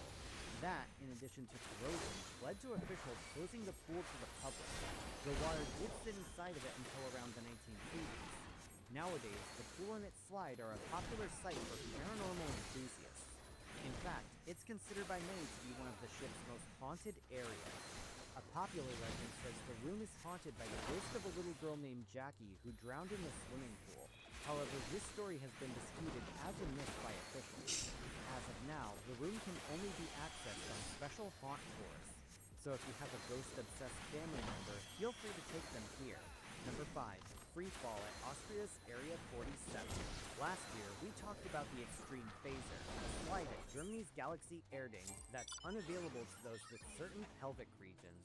Well, as it turns out, it's not the only slide out there with this restriction. In Austria, there's a popular outdoor leisure park called Area 47. This place has plenty of activities to enjoy, including climbing, mountain biking, river rafting, wakeboarding, and a large water park. Among the park's top attractions is Freefall, a slide touted by the park's website as being one of Europe's steepest at 70 degrees. It's also frequently cited as among Europe's fastest slides, with speeds of up to 50 miles per hour or 80 kilometers per hour reported. Now you might be wondering what exactly pelvic regions have to do with this slide. Well, at the very start, you can see a warning sign that says, "Due to high risk of injury, women are not allowed to use this slide." This is because the combination of the slide's steep angle and extremely high speed can create forces that may cause injuries to the female genital area due to the way it's positioned. I don't want to go into too much detail, but I'll put a link in the description. Because of the risk of water-based injuries, the attraction is restricted to those with male genitalia. The park actually got some heat from this, with some pointing out that a men-only slide was sexist. Officials responded by explaining that when the slide first opened in 2009, it was available to everyone. According to a park spokesperson, quote, "However, in the second year, we noticed a significant increase in accidents on this slide, which required us to take action. After consulting with doctors, authorities, and the slide's manufacturer Begon Water Rides, they had 2 options. Either tear it down or make it quote-unquote men only. they opted the latter. The slide recently went viral in 2024 after Australian diver Rhiannon Ifland defiantly went down the slide due to the No Women sign. Although she reportedly wasn't injured, it's still an important safety rule to follow from a biological standpoint. Number 4. Wildbach at Czechia's Aquapark Oleszna. What if a water slide had the same effect that a riptide did? Well, you would end up with this obscure water slide in Czechia. This slide, named Wildbach, pulls guests through its seemingly mild course with a pretty strong current. This seems more exciting than scary, but then there's the drop-off turnaround before the outdoor section. After completing the initial enclosed portion, you enter a fairly deep pool. Now here's the scary part. The current actually pulls you underwater here. You see those ropes on the side? Those are there so you can pull yourself up against the force of the current. Now, if you're a larger person, this isn't much of an issue, but there's no doubt it scared plenty of small children. Apparently, the ropes weren't put on the slide until a while after it opened, so there may have been a close call incident. According to Tube Rides, this slide was also made by Aquarina, the same people who brought you Ocean Loops. Ultimately, which experience you'd find more terrifying is really up to personal preference. Number 3. The Serpent Slide at the Bahamas Atlantis Paradise Island. Ah, the Atlantis Resort. You've probably seen ads for this place as a kid with that large Mayan temple water slide. Well, this area is actually part of a large water park complex, and it's directly attached to an expansive shark tank. Attached to the mock temple are 2 slides that actually go underwater, the High-Speed Leap of Faith and the milder Serpent Slide. For this list, we're talking about the Serpent Slide, since the Leap of Faith goes through the tank too fast to really notice anything. On the Serpent Slide, you start out by descending an opaque blue slide.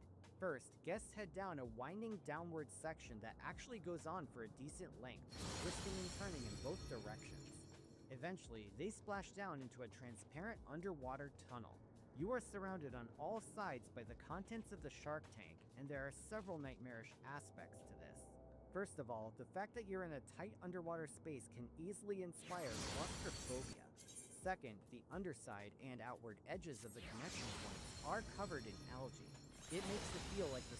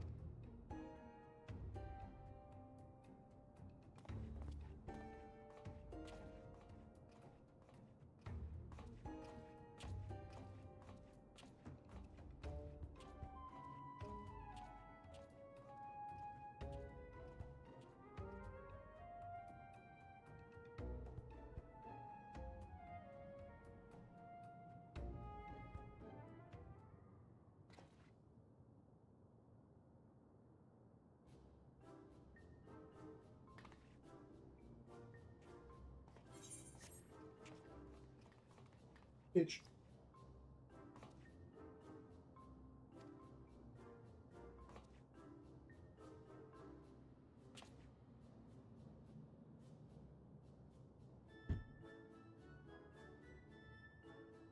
Bitch.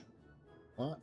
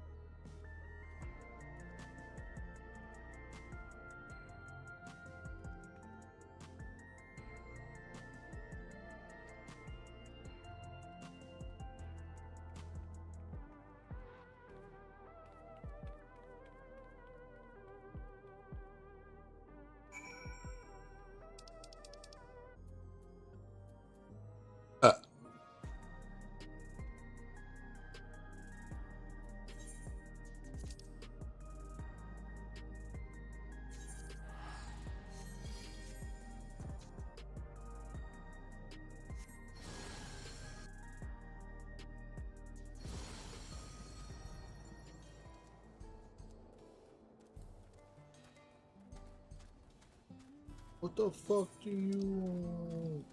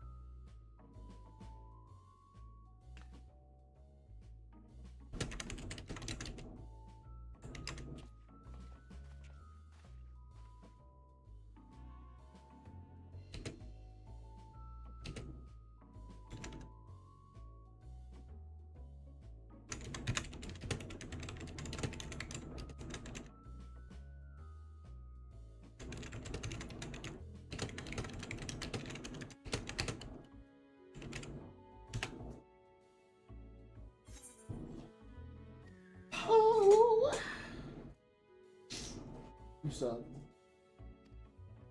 Okay. Oh.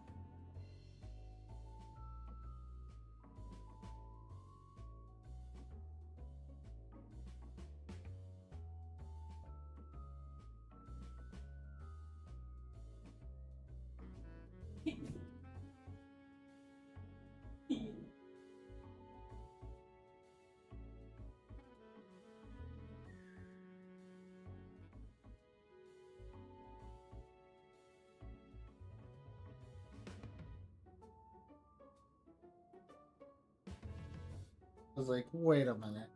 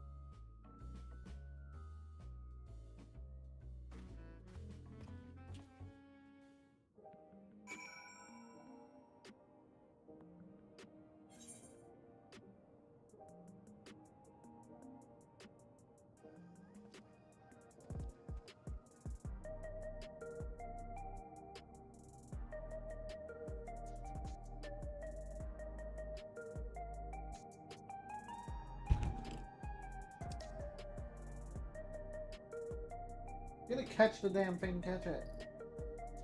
Tired of it flying into my hair.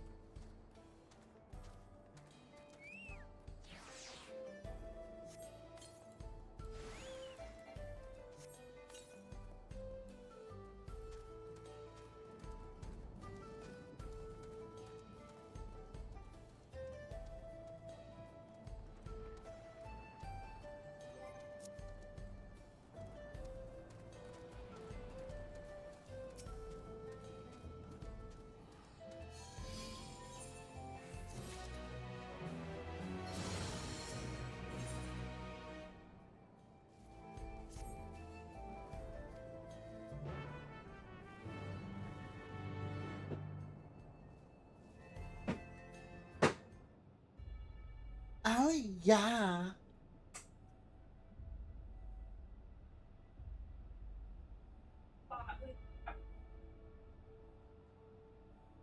Aw, aw.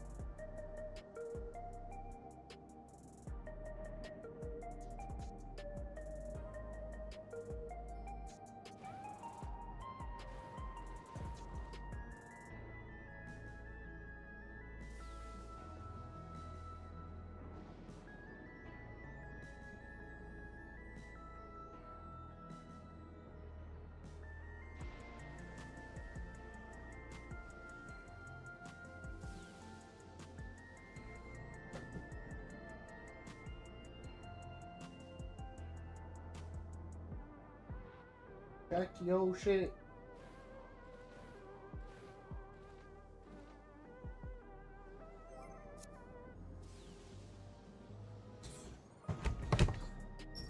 For how much? Right now.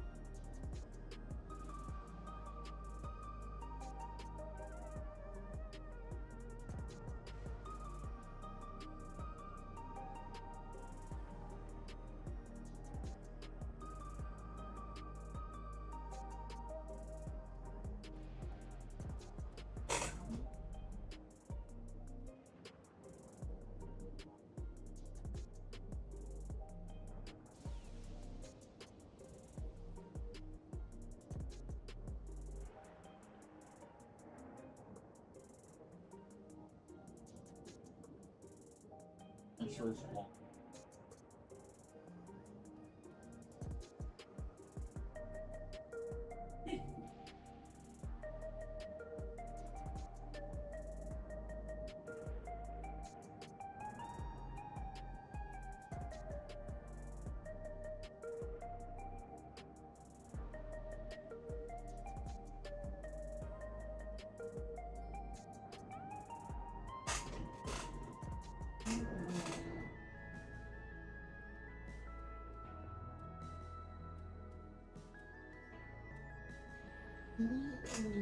Gay.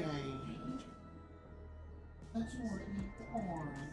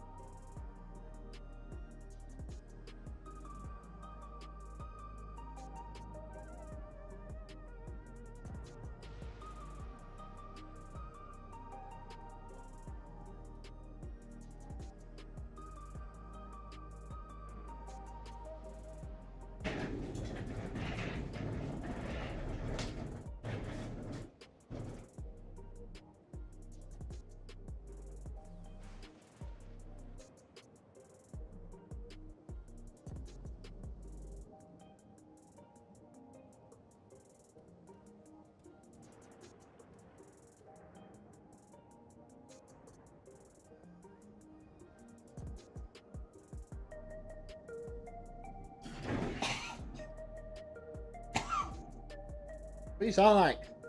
When you choke. When you're asthma. You go.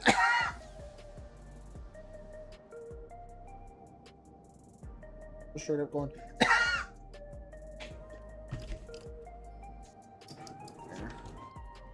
Wow, wow. Alright, have the security camera and a bag of cat food delivered. Hopefully the $10 tip will be enticing for the late night person.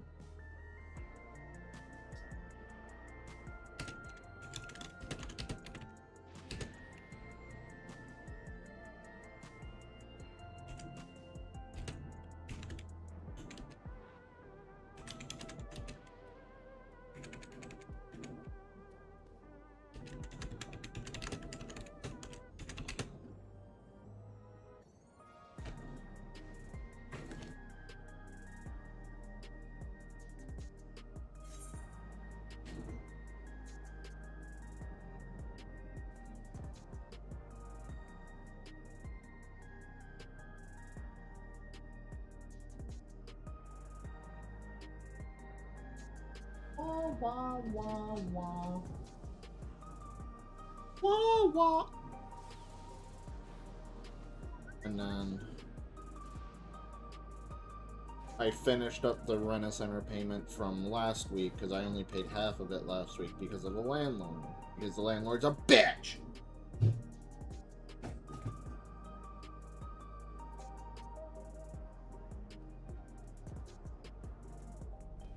You could tell just by looking at her that she's not all there anymore.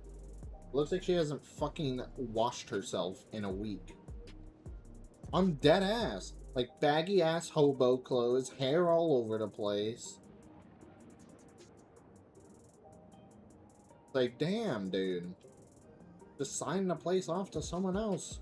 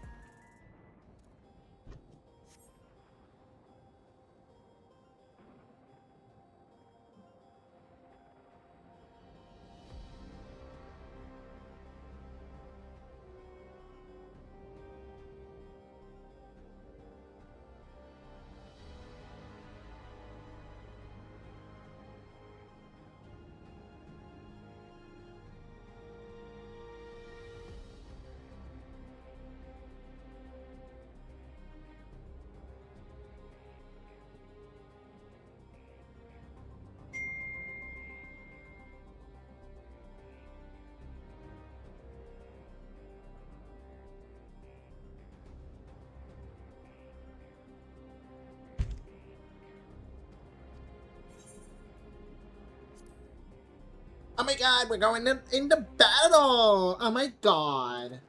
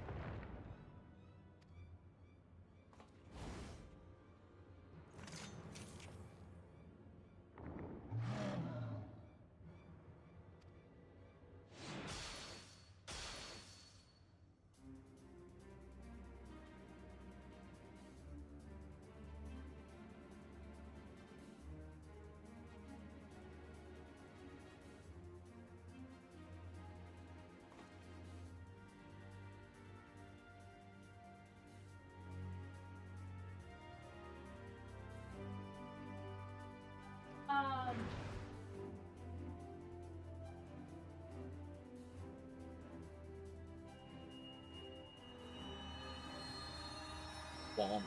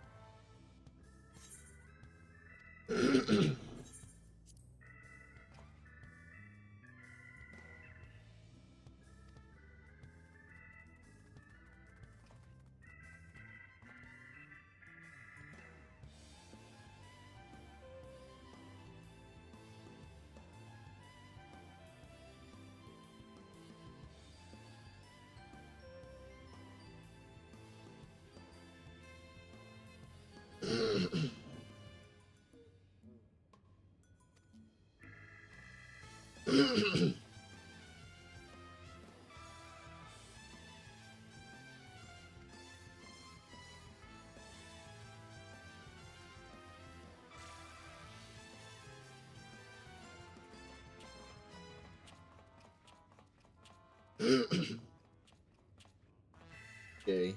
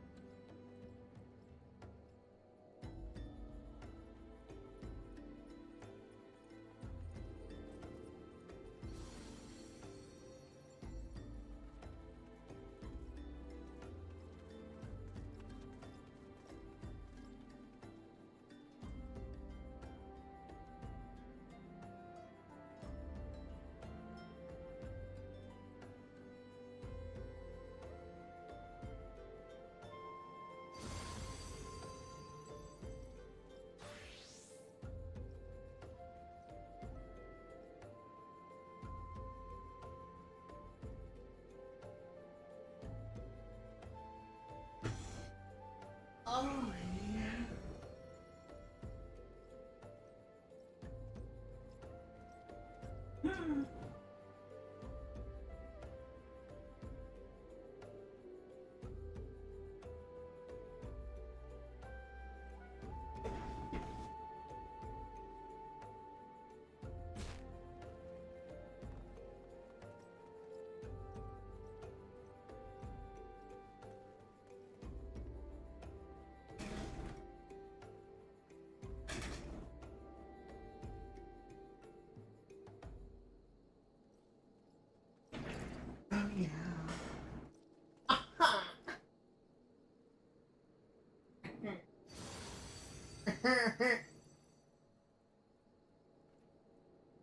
That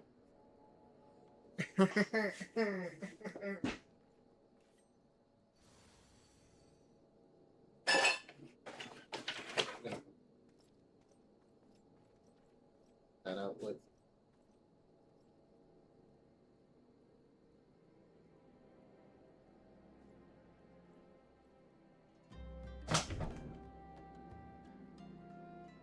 You'll just be sitting there and watch it pan over to you, and you'll just hear, "You're gay."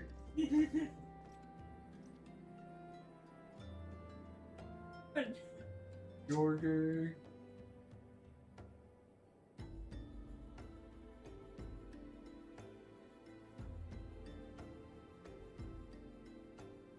I don't know.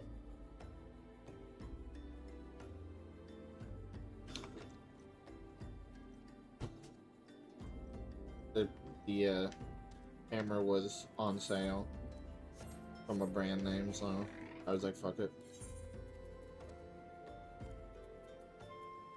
Big show.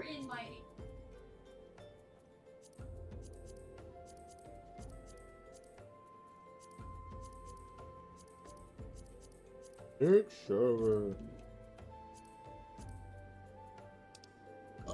Redo my favorites.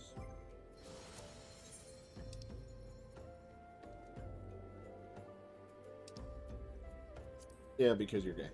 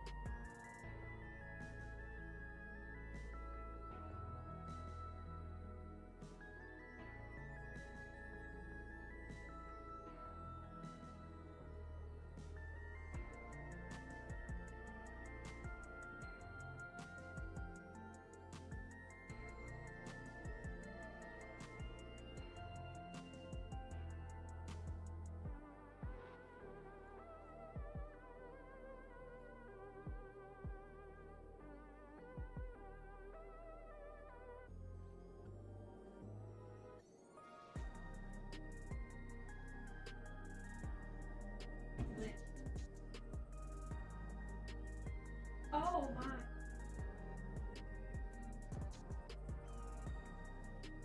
Hey, we're back.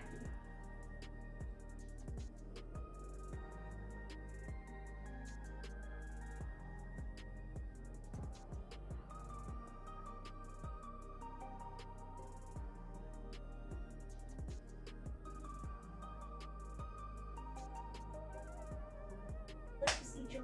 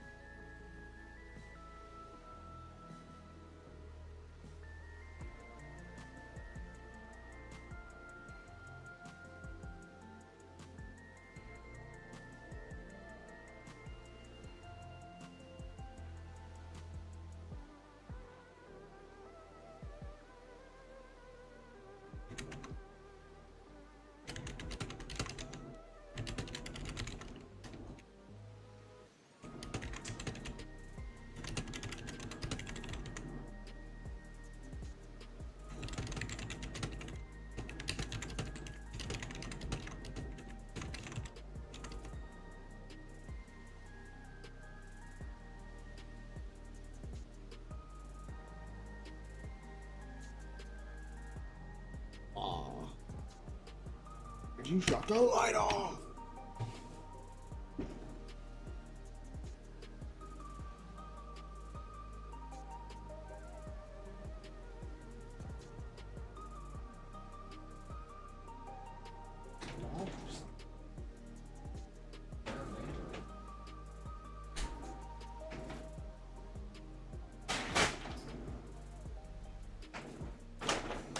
Cheetos! Go.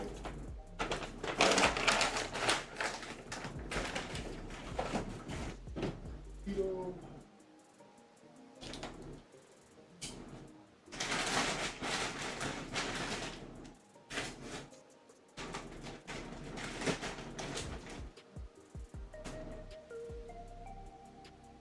It's like, you probably wanted to go home, but don't have to throw shit all over the place.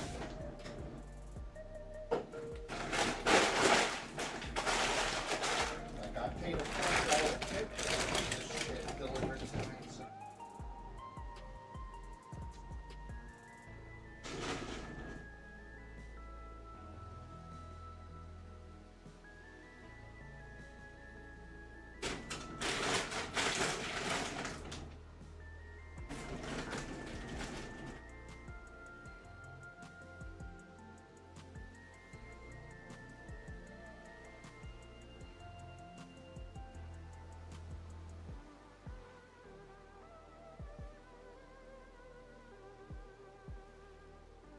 Oh, that's because the dude like fucking 19.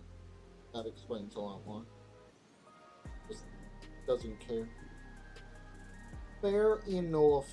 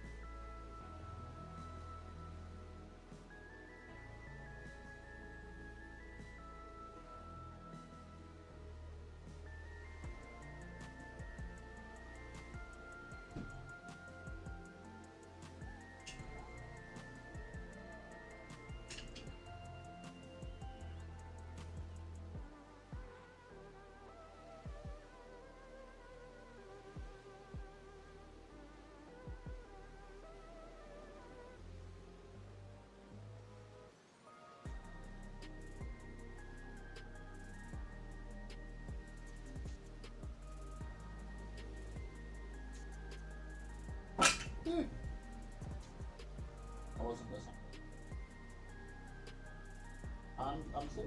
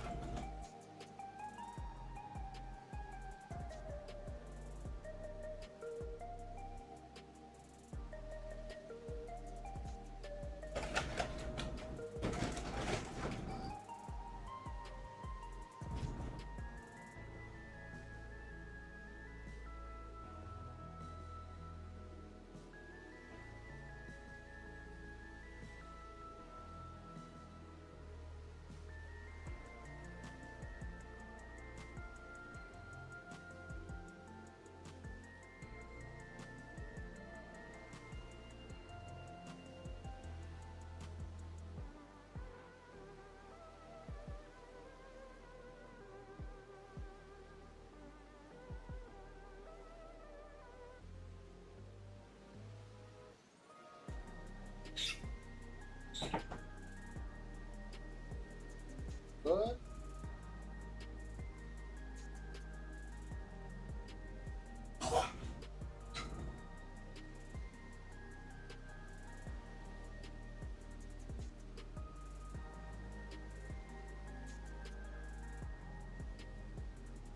So fast, stupid.